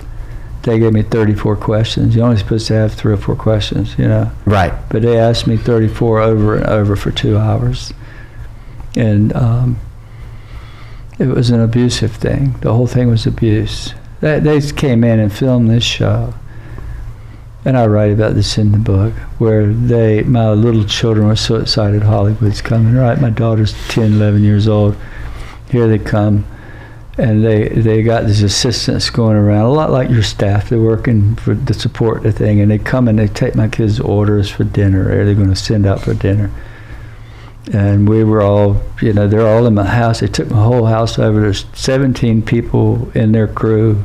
My whole house is rearranged, couches moved, furniture, cameras. They go out and get dinner, took our order, and when they got back, the kids went to the table and they didn't have any food for us. And the producer said, well, you guys weren't in the budget. Wow. Yeah. So they sat there in my house, ordered food and ate without feeding us, and I knew then I was in a mess. Yeah, and then went and aired a hit job on you. Yeah. So that's the kind of thing that happened. And is that where the government... Well, the government, Jim said he knew immediately it was a hit job. Yep. Felt sorry for me. And he said, I could never talk to you until I retired from CIA. But once I overtly retired, then he's the first one I met. Wait, this is Jim Simivan. Jim Simivan, yeah. Who wrote the foreword on your book. Yeah. So this is a senior CIA official. Yeah. When did you first meet him? I met him in 2013, right after the lady. Right after the healing. But the first government person I met was Dr. Hal Povenmire from NASA. He is a debunker. Well, he was. He was. Yeah, so they sent him to debunk my case. And right. He's a senior official at NASA or a contractor with them, engineer, still holds a security clearance. When he died, 59, 60 years he was there. Yep. He was serious people, right? But he shows up one day in the fall or summer, right after the thing aired in June or July. Within a month, he knocks on my door. My son Ryan calls me. I'm in town working or something, and he calls Dad. There's this very tall guy from NASA here at the house, wants to meet you. I said, NASA? He said, yeah, he drove all the way from Cape Canaveral by chance to find you. I said, well, tell him to hang around. I'll be there in an hour. So he did. And I was terrified because I had been told by MUFON's people in the UFO world, they'll kill you to go. The Men in Black. Yeah, they're going to kill you, right? And so the whole family is terrified by this giant of a man, right? Visit from the government's never good news. Yeah, right. Turned out he was like a family member. He stayed with our family until he died in 2019. Thanksgiving, he was coming. He and Katie, his wife, were coming to visit us for Thanksgiving. He was 80, and he fell and hit his head, and he never come to after that. Was he the one who got you involved in the intelligence community? Yeah, in a way, that and Jim. But he was there in 2008, and he would come every year for 2, 3, 4, 5 times a year and stay. He'd come to my kids' birthdays. He'd come to my daughter's recitals. And he told me, he said, Chris, he told everybody, that's what I did. I debunked everything. I was the one that did that. He said, but I have to tell you, I could not ever debunk you. He said, I found 8 witnesses in Grays Creek where this thing happened on the river. MUFON didn't go out and look. He went and put in the effort. He went to the airport. He checked behind me. He checked my building records. He checked everything. And he could never debunk me. And right before he died, he said, Chris, he said, I know about everything there is to know about this. I've been there a long time. And I've always wondered, is it spiritual or is it alien? He said, and we all suspect one or the other, but not sure. He said, but now I know. I know now it's about God. And that's what the very guy at NASA told me that. Well, at this point, meaning present day, you've had CIA, DOD, DIA, All of them. all of them. Yeah. And Generals. I mean senior leaders, not Right. some low Congress ranking people. guy. Yeah. What is their interest in this phenomena? This is as much as of an interest. It's more of an interest to the government than us. I mean, we want to know it. They're people like us, right? Right. And they want to know what it is, but also they want to know the technology and how to defend. So Whatever. Yeah. So there's the human curiosity about the spiritual aspect, but there's also fear that there's technology that we can't defend against. Yeah, because they don't know. Most people automatically, they're conditioned to believe alien. This thing's an alien. It's coming from the Pleiades or this or that. And you don't believe that?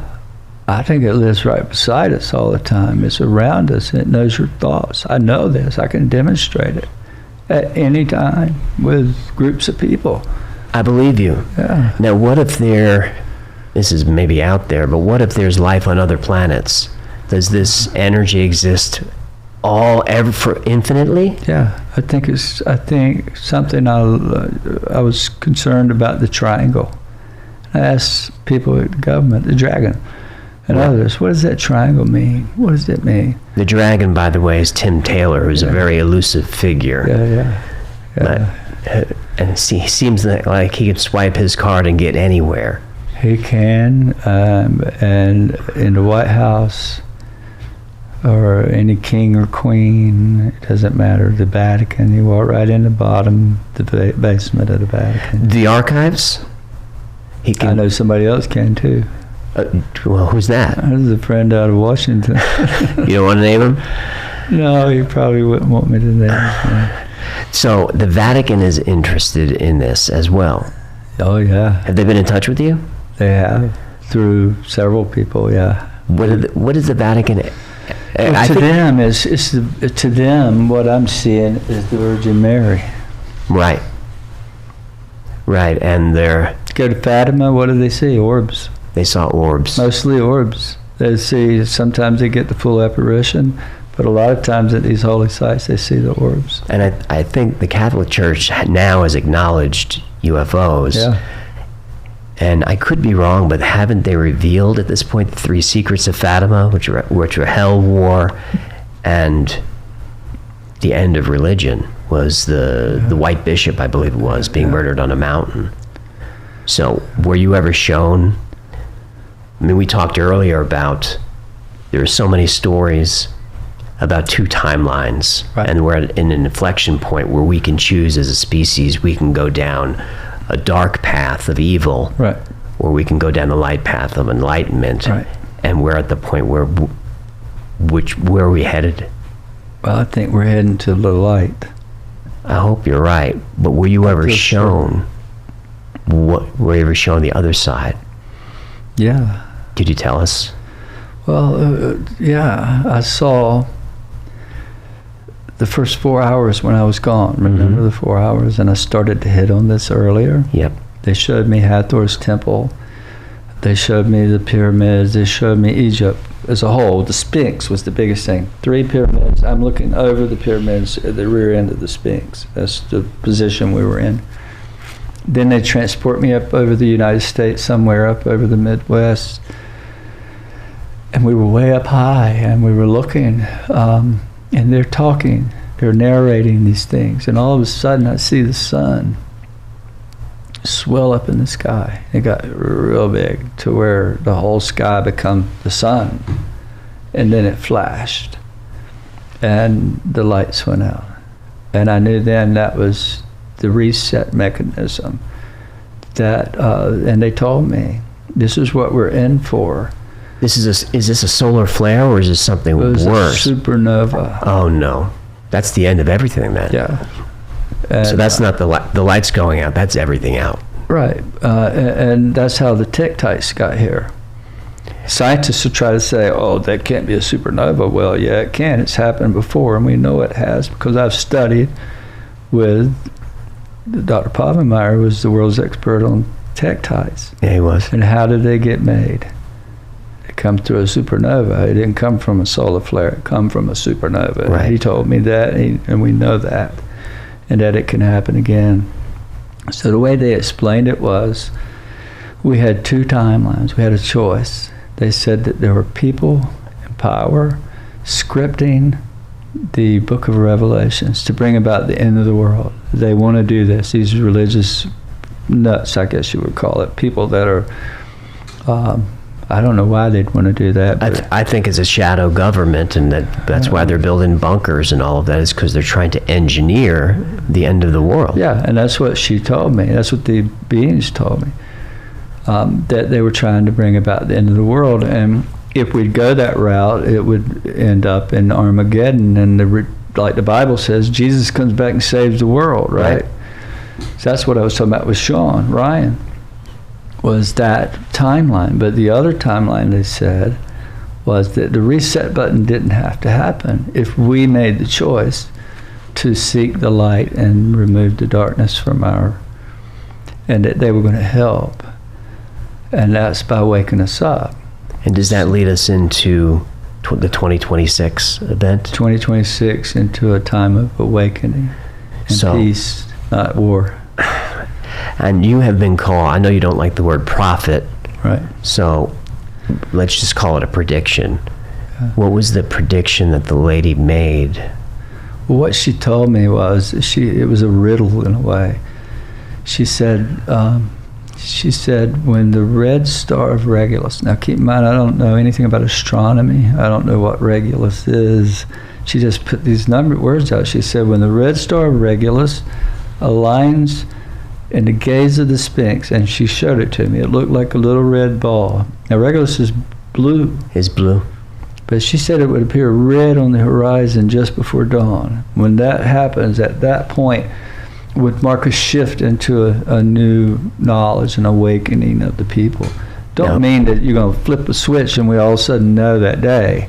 I think it's just the beginning of a new era, a new knowledge, and maybe that's the revealing of this, the truth of consciousness. And this will be the Sphinx gazing at Regulus. Yeah. Do you know what constellation Regulus is in? It's in Leo. It's in Leo. Isn't that crazy? It is. Why does the Space Force have on their badge a triangle, right, with a Sphinx looking up at a star? That's funny that you mention that. If you look at a lot of the logos, whether it's NRO, all these, there's all this Egyptian iconography on them. Yeah. It makes me think they know something we don't know. Oh, they do. They do. They do. I can tell you they do. What do they know? And why won't they tell us? I wish I could tell you something I do know. Okay. But let's just say, without me getting in really serious trouble. Are you under any NDA? No. You're not? No. So you can speak freely? I can, but I might cut my toes off or cut myself off from a stream of information. As the legal counsel, I would advise you to be careful here. Yeah, that's what I'm doing. But I do know that they've documented things over the last several hundred years.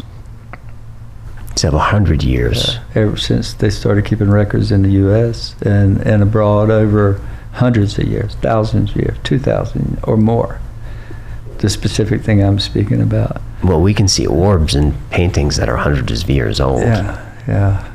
And it's like the Gelder painting of Jesus being baptized by John the Baptist. Yes. There's a cloud up there, and it looks like a flying saucer with laser beams. Yes, it does. How did they know to draw laser beams in the 1300s? Right, exactly. Didn't have a flashlight then, right? So, yeah, there's a whole lot of knowledge we don't know. It's hidden knowledge. Do you think disclosure is happening now? We're in post-disclosure. You think it's already happened? It's happened. It's happening one person at a time. Because I'm very suspicious of what we're being told. Right. Because I don't know what's true and what's not true. So I don't know if this is planned disclosure. And if it is, I don't like that. Well, they're planning it. They're definitely planning it. And they've turned up the notch 100%, right?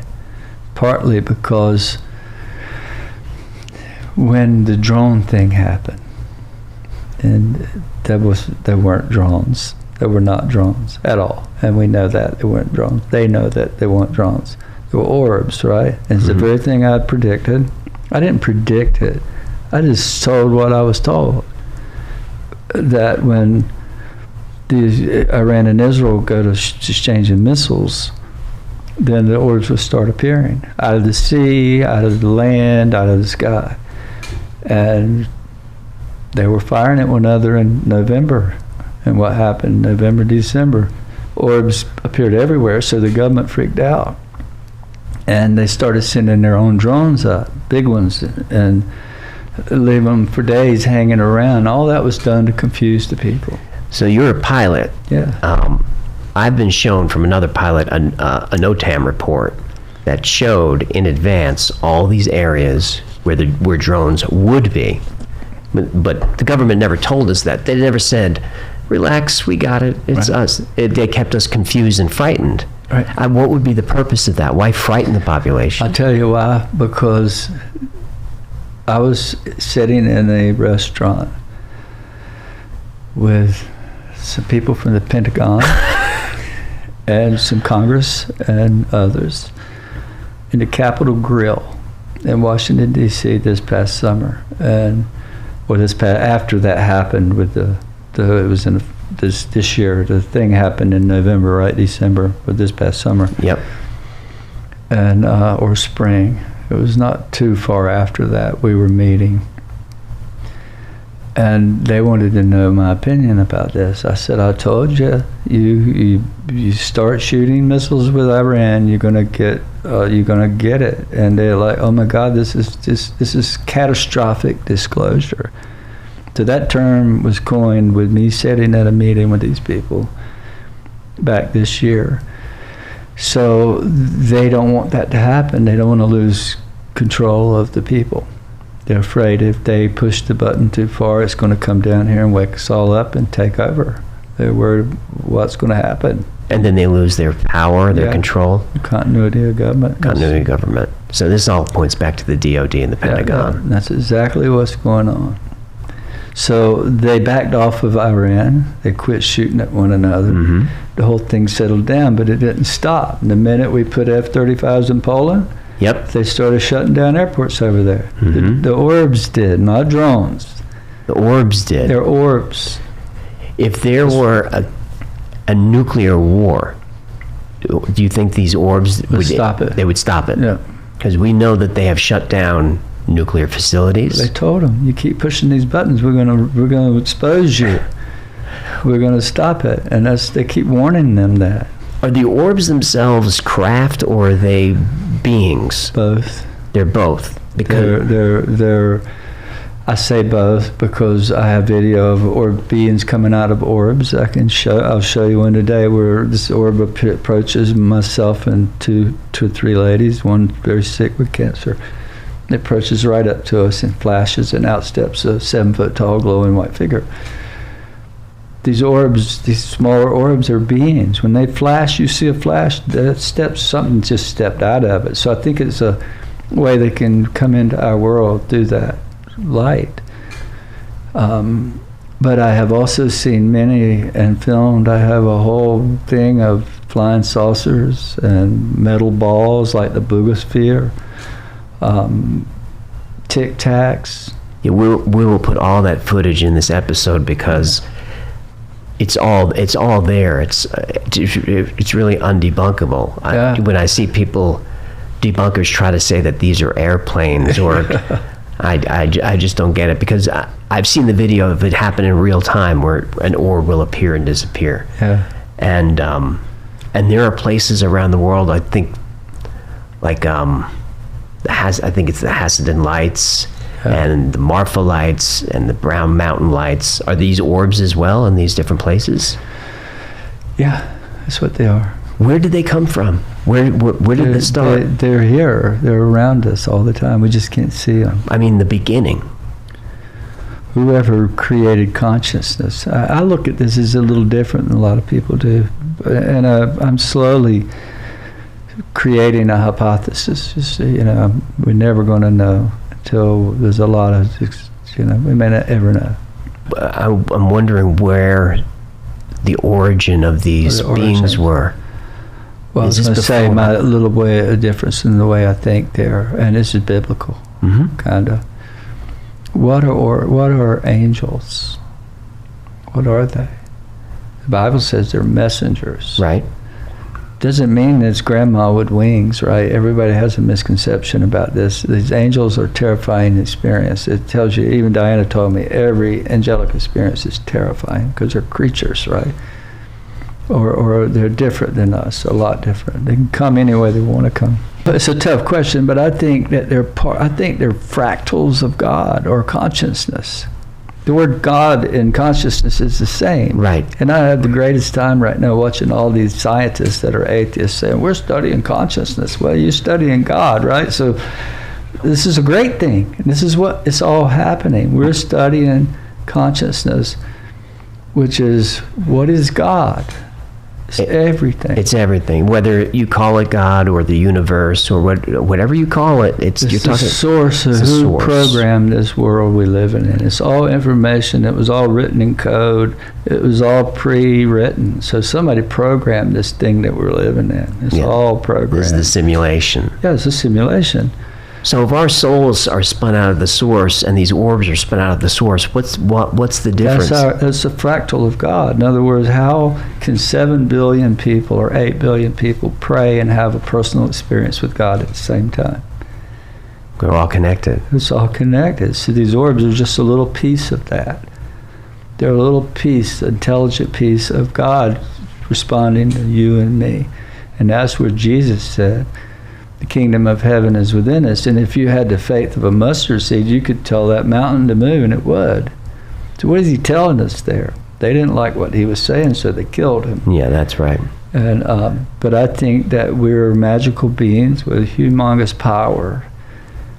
Do you think we can all do what you do? Yeah, 100%. How do you do what you do? Because you can summon orbs at will. Well, I don't call it summoning because that is kind of a dark term. You don't summon these things. Okay. It's like ordering God what to do, right? You summon things. People say it's evil. Well, they're summoning. You may get evil doing that, right? I stay away from that word because it's not about summoning. That's in the Bible as well. When you talk summoning, whoever's doing that, these guys doing psionic summoning, well, they don't know what they're getting. And they're liable to get trouble. Really get some bad stuff because it's out there too. But I humble myself and I say a little prayer.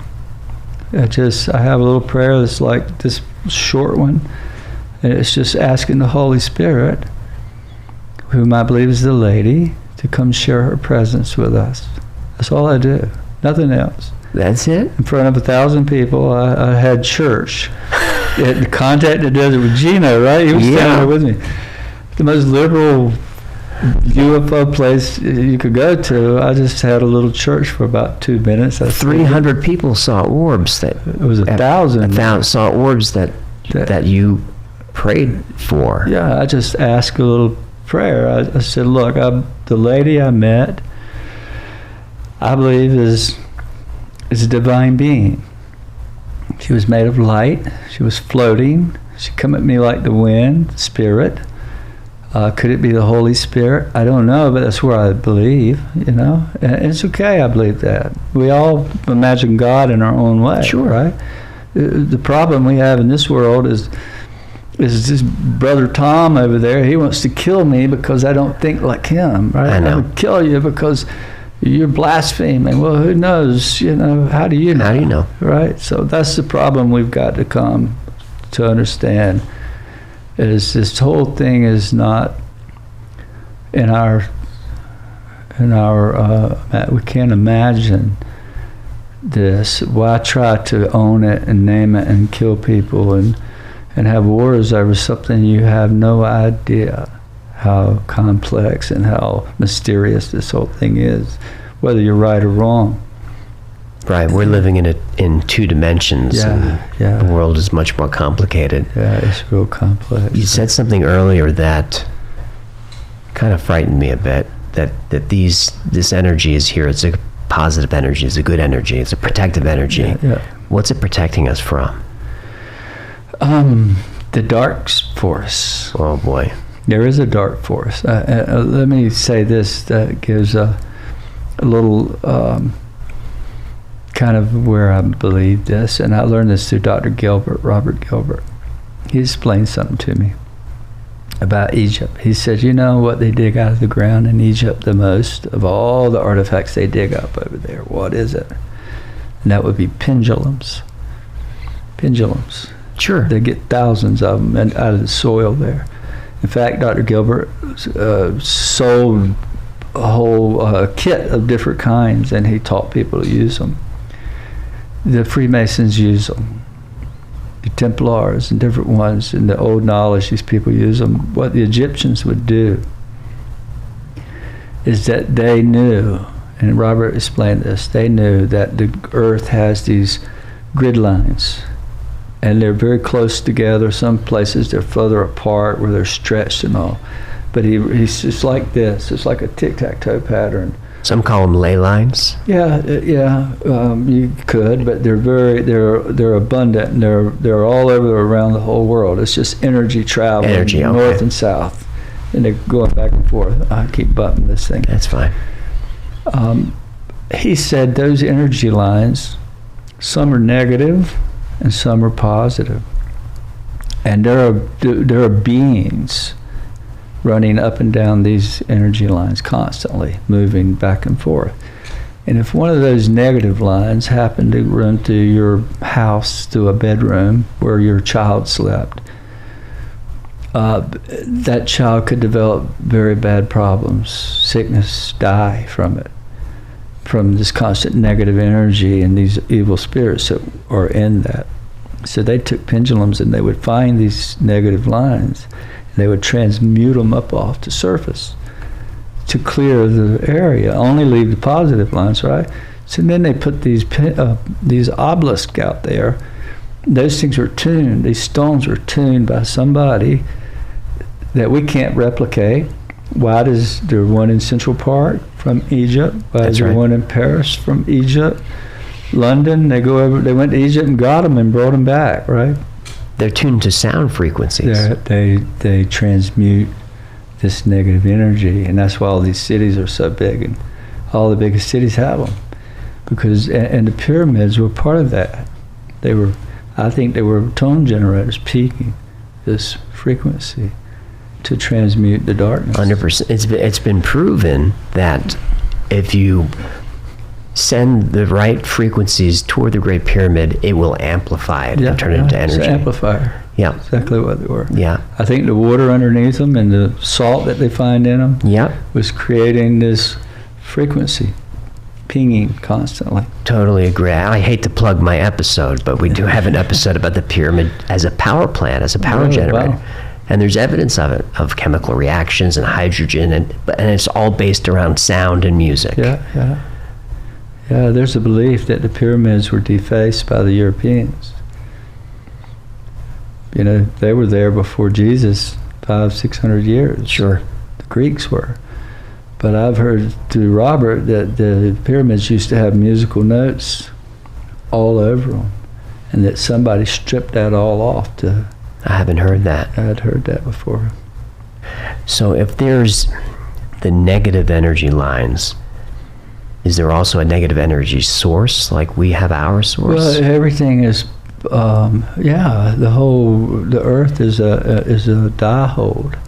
The sun shining on the earth creates the energy, and you can see it in the aurora. That's all electricity. Mm-hmm. So it's an electrical machine, and it's we're all part of that electrical energy from the sun. And so this negative energy is like a battery. Everything works on a positive and a negative pole. You have the same way on Earth, you have positive and negative poles, and you have a battery that cranks a car. Yin and yang, it's all the same. Okay, that makes sense to me. Good and evil, light and dark. What happens when we die, Chris? I think that we, in my Christian world, they preach about, and I'm still a Christian, right? Mm-hmm. I was born and raised on Jesus and always will. I don't think anything you said today contradicts the religion. But I believe a little differently that I don't think that we know enough to demand that when you die you go to heaven that's out somewhere way away. I think it's right here around us, and I think we can come back here. When people ask, like I did, what do you think happens when we die? I'm asking out of fear. Are you afraid? No, I'm not afraid You're at all. I'm not afraid, and I think that we're friends now and we'll be friends forever. This life and the next. So it works. I believe there's a possibility in reincarnation. It's possible. I agree with that. Yeah. I want us to take one more break, if you wouldn't mind coming back for one last segment. Sure, I'd love to. Yeah. All right, let's take I'm a having break. fun. You're having fun? When we come back, I'd like to talk about remote viewing, maybe the Memorial Institute, some of that. Yeah. Okay. We'll be back in a sec. Tell me about the dragon. Tim Taylor, the most elusive man in intel and ufology. How did you meet him, and what's your relationship with him? Tim is that most elusive. He's a ghost, right? I like to say that about him. And he is a ghost because of his work. What specifically does he do? He's pretty much in charge of all the launches. All the launches. So it's NASA. Yeah. NASA, SpaceX, all of them. You know, NASA runs the launch facility, but they all use that. They rent it. And I think it's public knowledge that he consults with Elon Musk, so he's involved. Sure, yeah. So imagine,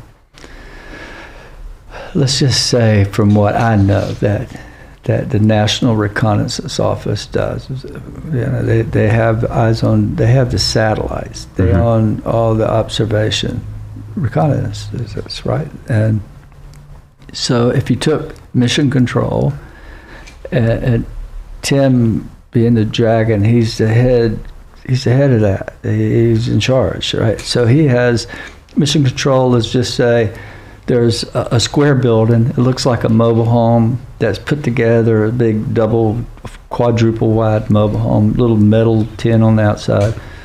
But there's one hallway in the middle, and it's identical on the left to the right. And it's just a pretty long hallway. The building's not so small, but on the right, when you walk down the hall, you get past the offices, and then there's this big glass wall. And you look over in the glass wall, and it's kind of depressed in there, and there are all these consoles, people standing there, and they're running the launch, and the television screen. On the left is exactly the same, but it's U.S. Air Force people. So over there, you got fatigues on, camouflage, and they're in there running a launch while the NASA people on the right. Well, at the end of the hall is where the general is, and where Tim's little office is. He goes in after that launch goes up. He goes in there, and he has these television screens only for him to see, right? And he's communicating with the team that's flying. An old friend, he died here a couple of years ago. His name Peter Chobon. Peter, an RO guy from Houston. I write about him in my book. He's there. I love Peter. He's an old Texan. But Peter run the WB-57 program out of Houston, which is these big high-flying, almost like a U-2 spy plane thing, but it's bigger. And it loiters around up there at 50,000 feet. So these ground-based cameras are looking at the rocket when it takes off. It starts getting blurry up that high, but this plane just intercepts it and follows it right on up. It keeps it in its cameras until it gets to about 100,000 feet. And that's when this other plane called a F-104 Starfighter, equipped with rockets on it, and they wear spacesuits in that thing. They fly way up there and they keep tailing the rocket. So they're watching it, every detail. There's like 7 cameras on that plane following it. Once it gets past its range, it goes into the satellites, right? So what are they looking for? 2 or 3 things. Big thing is a mechanical failure. If something goes wrong, they know how to fix it. But why is the dragon in that one office? Right. Because often these UFOs flying saucers, orbs will approach these rockets in space and investigate. And I have seen videos of them shooting them out of the sky or disabling them. And I'm like, why'd they do that? Did they have weapons on that thing? He said, well, there was a mock nuclear warhead on there. But it wasn't active. It wasn't, but they still wouldn't accept it. That's what he told me. I saw it. You can find that illustration online. I think it talks about a craft flying around a warhead beaming light at it. I saw that video. Until it's disabled. I watched it. That's the one I asked him, why'd they do that? Was there a weapon on that thing? And that told me all I needed to know, because they're protecting, they don't want us up there blowing up warheads and stuff. They don't want weapons in space. What percentage of astronauts have seen? All of them. Right. All of them. Hal told my wife that one night, I'll never forget. Before he died, he would start talking more, things he would never tell us. He always said, don't ask me that, the men in black will come get me. I'm like, who's the men in black, Hal? He says, a bunch of CIA guys riding around in black trucks. They all work for Tim Taylor. Yeah. What do you think happened? What do you think we landed on the moon? I want to say, I tell you how confusing they are. They put out disinformation big time. Mm-hmm. They don't necessarily tell you the truth, but they will tell you some things if you're paying attention. But a lot of things they'll tell you will be confusing. Limited hangout. Yeah. Tim told me, and I got Hal. Now Hal's my best friend, and he had the David E. Lard Award for 50 years of occultation grazing. That's the moon. He wrote books on the moon, and he was the guy that supposedly mapped it where Apollo landed on the moon, right? So he's telling me all about this, and that there are buildings up there that we didn't build. Hal would tell me this stuff. He said there's structures up there. He said there are old ancient structures and we didn't build them. So do you think that we landed men on the moon in 1969? Well, I hear that, and then Tim tells me that, what do you think of the moon? I'm like, it's not that he's telling me, he's planting these ideas in my head. Sure. Like, what do you think of the moon? I'm like, I don't know. I've been obsessed with it all my life. I wrote about it in the book. I was a little boy. I was always staring at it. He said, you think it's real? Think the moon is real? That's what he told me. He said, you think it's real? I said, well, I think so. He said, isn't it funny? And he gave the numbers like 400 million miles, and it's in the exact spot, and it never changes its face, and it's locked in the tidally locked. And how it got there, he said, maybe it was towed in position. There are ancient Native American legends about the sky without the moon, and when it arrived, and the earth was covered in mist, and when the moon arrived, that's when the tides in the oceans formed. I had no idea of that. Yeah. Wow. That's the kind of things that they do. These intel people, they tell you all kinds of things. So I have to try to sift through the data and make my own thoughts. But he insinuated that it may have been pulled here. A moon that large and that close has never been found on any planet ever, and we've found thousands of them. We are the only one with this thing. Yeah. If I had to guess, I would say we went to the moon, saw some things that maybe the government didn't want us to see, and that's why we didn't go back for a while. And maybe... Yeah, I think that's probably the truth about it, that we did go there, and they were told not to come back. They were told not to come back. Yeah, most likely. So that leads me to remote viewing a little bit, because Project Stargate... Right. So Joe McMonagle's a friend of yours, Project Stargate. Very good friend of mine, yeah. Ingo Swann was part of that project. He saw aliens on the moon and said, we're not welcome there. Yeah. And he saw the structures and all of that. And earlier you mentioned that you had a vision or dream about Bigfoot on Mars, which sounds funny, but Joe remote viewed without knowing what he was looking at. He was given coordinates. Right. And he said he saw large beings on Mars, and he finally opens up the card and it says it's Mars 1 million years ago. Wow. You said you've you can remote view, or you've trained in it? In fact, I'm on the History Channel being at Monroe Institute, and I'm kind of like an ambassador for them. And I promote them. I love them. My son is a trainer for them. And we're big fans of them here. Yeah. And so I'm a huge supporter of them. They've helped me out a whole lot. But remote viewing, all of us have that capacity. Everybody. Some people it comes easy. Some people have it all the time and don't know what's happening. We all have these moments where, say, you think, I'm going to call my wife. Pick up the phone and you start dialing, and suddenly your wife thinks about AJ, and then the phone rings. Always. We all have it. Right. That tells you one thing, that when your wife thought of you, you thought of her.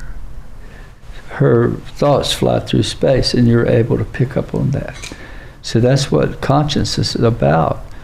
It's floating. It's an internet around us, and our brains is the receiver to it. I think our information is stored throughout our whole body, even in our organs, but that's the computer. That's the CPU that's been shut off and doesn't know its ability. What did you see when you remote viewed? All kinds of things. We're given tasks to do. I've taken training on this stuff. I've been to classes with it, and it's according to what the task was, whatever we're working on. But I've been doing this. They first came to me. Let's just say one of the things that they know, that NASA told me a long time ago, that people who interact with these orbs become very psychic. So that's a natural part of it. All of humanity starts experiencing this. They become very psychic. And that's kind of alarming to the people in power. They don't want us all becoming psychic. Well, imagine if all of us could communicate with orbs or remote view. And we all can. And maybe that's the awakening that you've been told about by the lady. I think that's it. 100%. I believe the disclosure is happening. And once these people, one at a time, begin to realize, oh my God, it's real, then you start awakening, and you can develop these powers. And it's happening with Dr. Diane Hennessy Powell and Dahlia and Lidu, which are very close friends of mine. I've worked with them. We do a lot of work together. And all these wonderful kids with Kai Dickens. Kai and I were on the World Forum just during Christmas, right? She told me I ordered one thing for Christmas, and that was your book. That was from Kai. That's the right thing to say. That was pretty cool, right? But, well, let me put you on the spot then. Because you've said this before. What's the date? What's the date when Regulus turns red? I don't know that, and I'll tell you why. Okay. I was given this riddle by the lady. Because you've been misquoted. Yeah, I'm misquoted all the time. I've got people on the internet saying, Chris says this or Chris says that. I've never said that. Chris says that the Sphinx is going to open up its paw and all this. Right. I never said that. Edgar Casey said that, right? It's all over the internet. But what... you say a lot of things that Edgar Casey said about the Hall of Records and stuff. Yeah. There's some similarities. Well, it's all part of this progression and studying. I study everybody. I'm on a mission myself. But what I do know is when the lady told me about this many years ago, about the Regulus and the star, I immediately called a literary agent friend of mine, Lisa Hagen. Lisa's a very close friend, lives in Virginia, book publisher. And I told her, we were working on a manuscript, Lisa and I, and we were talking all the time, so I told her about this. And she said, oh my, I know a lot of people that does astrology. They write books, I said, well, find out if this is going to happen, if it's really real. I don't know if it's going to happen. It was just a riddle she gave me. So she calls Kurt Nielsen from, he's part of the Edgar Casey Research Center and different ones, and they all came back to me way back then, September of 2026, this is going to take place. So for 7 or 8 years, that's all I preached about. You can look at many podcasts that are older ones, and I'm always saying September of 2026. When I wrote the book, I thought, I better fact check this. And so I called Lisa back, and I said, Lisa, you remember this? Tell me, am I correct? Wasn't it September? She said, I think we made a mistake there. I think they believe it now it's going to be in Easter around April. And I thought, well, that makes sense because the lady always comes on Easter. So that's what I went with. But I never really felt, because for 8 or 9 years, that's all I said was in September. I was never sold on it, other than the lady's always associated with Easter, or has been. That's when she comes. But now I see that these astrologers are still unsure of when this alignment will happen. Some are saying October. October 7th. Yeah. October 7th, 2026 at 5:30 a.m. Yeah. It will line up with the Sphinx. And if the atmospheric conditions are correct, that blue star is going to turn red. Well, that's the date. And it was this is scientific. If it's have a harvest moon or that red dust from the Sahara, if that happens, that blue star is turning red that day. And that's what date? October 7th, 2026. Okay. Because I'm planning to go in the fall to Egypt. I wasn't really set on Easter, and so even though I wrote it in the book. Still, if you read what I wrote, it was just that I become to believe. Sure. I was never really sure when that alignment, and I'm totally dependent on the experts to tell me when that'll be. And now I'm here on October 7th, right? So that's probably when I'll be in Egypt. And I think it's important for everybody to know that when and if that happens, we're not going to see magical visions in the sky. It could be a very subtle just shift. Yeah, I think it's going to be something that comes and goes, but we'll all realize in the next 5 years, boy, that dude really 12 years ago made this prediction that the orbs would appear when Israel and Egypt and all that would, well, it all happened. I've been saying it 12 years, right? And now I think it's just going to mark a change, a new. I think we're going to learn some things between now and then that's going to shock us all. I think disclosure is going to come more real. The government's going to reveal more things. I have a little birdie telling me that Egypt is about to release something this year that's going to rewrite history. Is that right? Yeah. I've been asked to be a part of it. Can you share any of that? I can't. Can you tell me where in Egypt? Or I just know it's through the Egyptian government, through the Antiquities Authority. I don't trust those guys. I don't either, but there are very valid scientists in the United States that are a part of it. There are, and there's a lot happening in the Valley of the Kings right now. Yeah. It could be they just discovered a new pharaoh there. It could be something out of that dig. I think it's more about what's under the ground. Man, I hope we're talking about the Hall of Records. I don't know. They didn't tell me. They just told me they want me in Egypt this year and that they were going to reveal something that's going to rewrite history. There's a story that I tell on the show about Dorothy Eady. I don't know if that rings a bell. Dorothy who? Dorothy Eady. Eady. I don't know her. She's born in England early 1900s, and since she's a child, she's always drawn to ancient Egypt. Right. And her parents don't know why, and they take her to the British Museum one day. She's 4 or 5 years old, and she goes to the mummy of the pharaoh. That might have been Ramses the Great, and she's crying, and she says, "That's who I know him." They give her a book about ancient Egypt. As a child, she's able to pick up hieroglyphics. She speaks the language.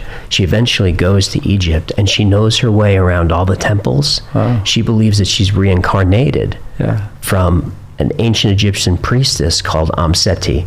And she says that underneath the Sphinx are these chambers. and there's knowledge down there.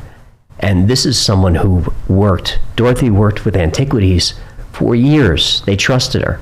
Oh, wow. So you've got scientific evidence with a little bit of the spiritualism of reincarnation. You've got Edgar Casey's predictions. Yeah. You've got the people that you know. We've got LIDAR, GPR showing all these cavities. There's something down there. Definitely, and they're going to tell about it this year. If it changes everything. Yeah. So I think that'll be part of this new knowledge. This is going to happen. It's going to rewrite.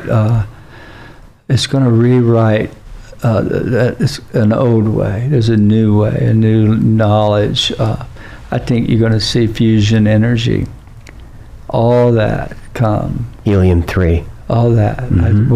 Imagine a world tomorrow to where Elon doesn't need rockets anymore.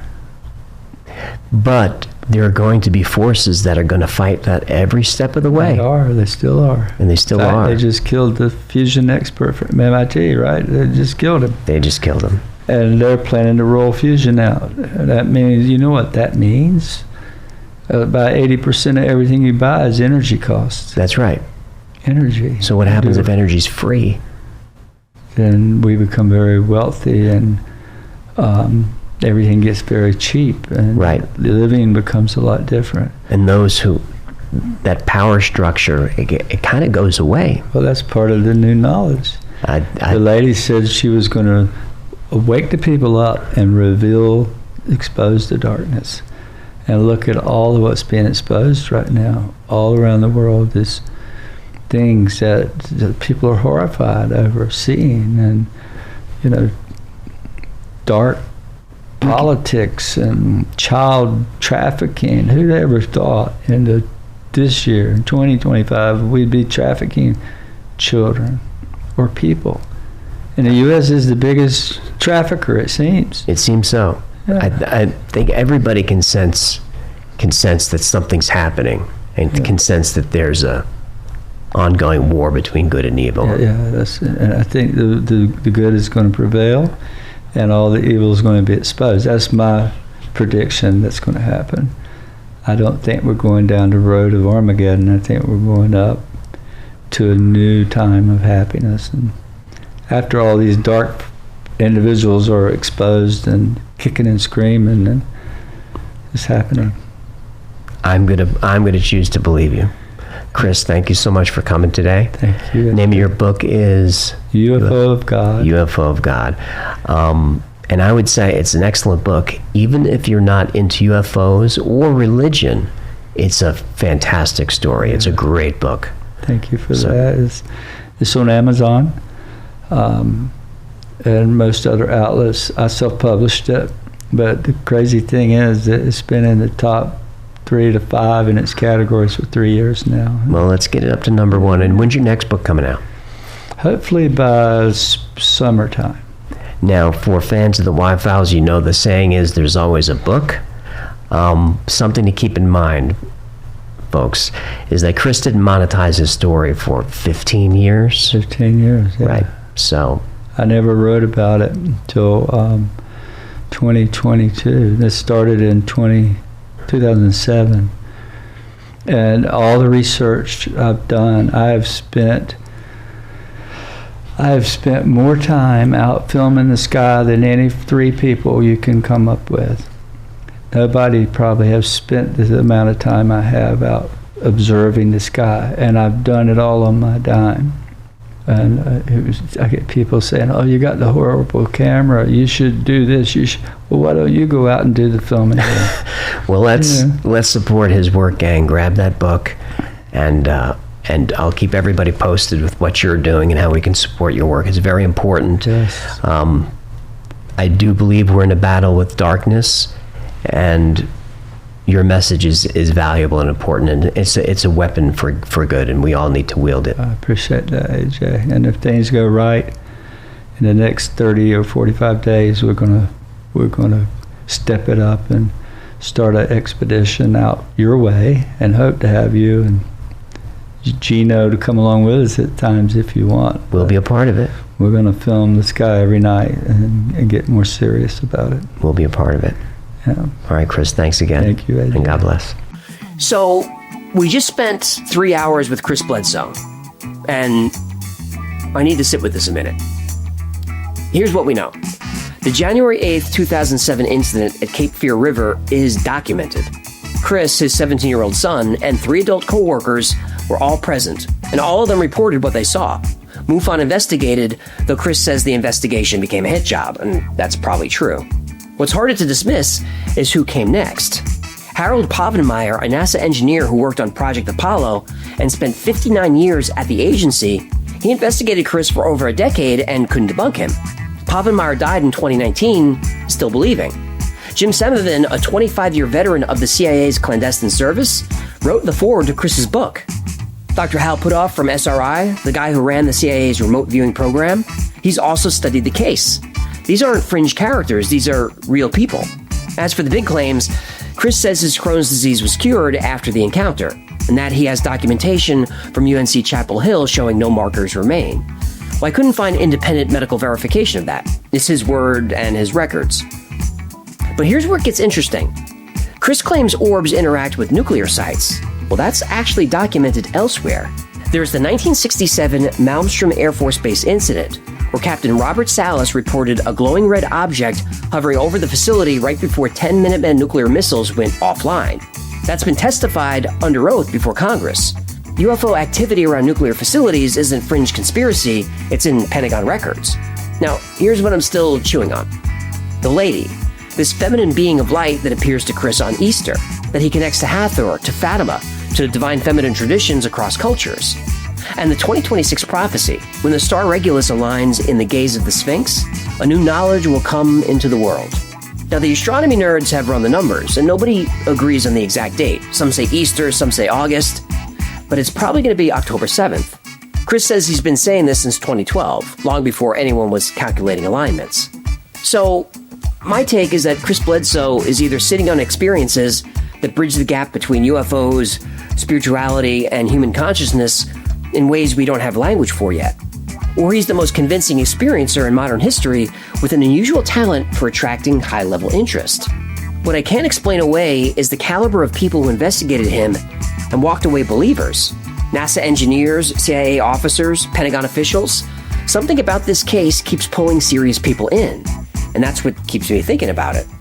Chris's book is UFO of God, available on Amazon. He self-published it, and he's been in the top 5 in its category for 3 years. If you want to go deeper on his story, that's where to start. Until next time, be safe, be kind, know that you are appreciated.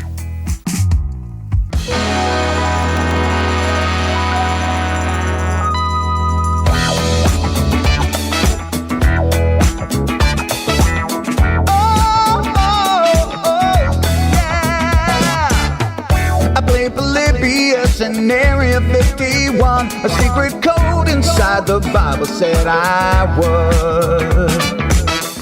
I love my UFOs and paranormal fun, as well as music, so I'm singing it like I should. But then another conspiracy theory becomes the truth, my friends, and it never ends. No, it never ends.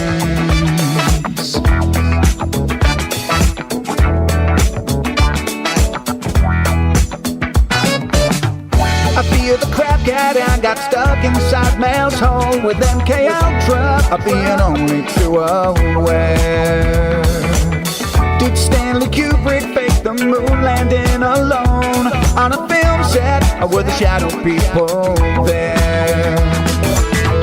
The Roswell aliens just fought the smiling man, I'm told, and his name was Cold. And I can't believe I'm dancing with the fishes. Headroom-fish on Thursday nights with AJ2, and Wi-Fi's helping me all through the night. All I ever wanted was to just hear the truth, so the Wi-Fi's on repeat all through the night.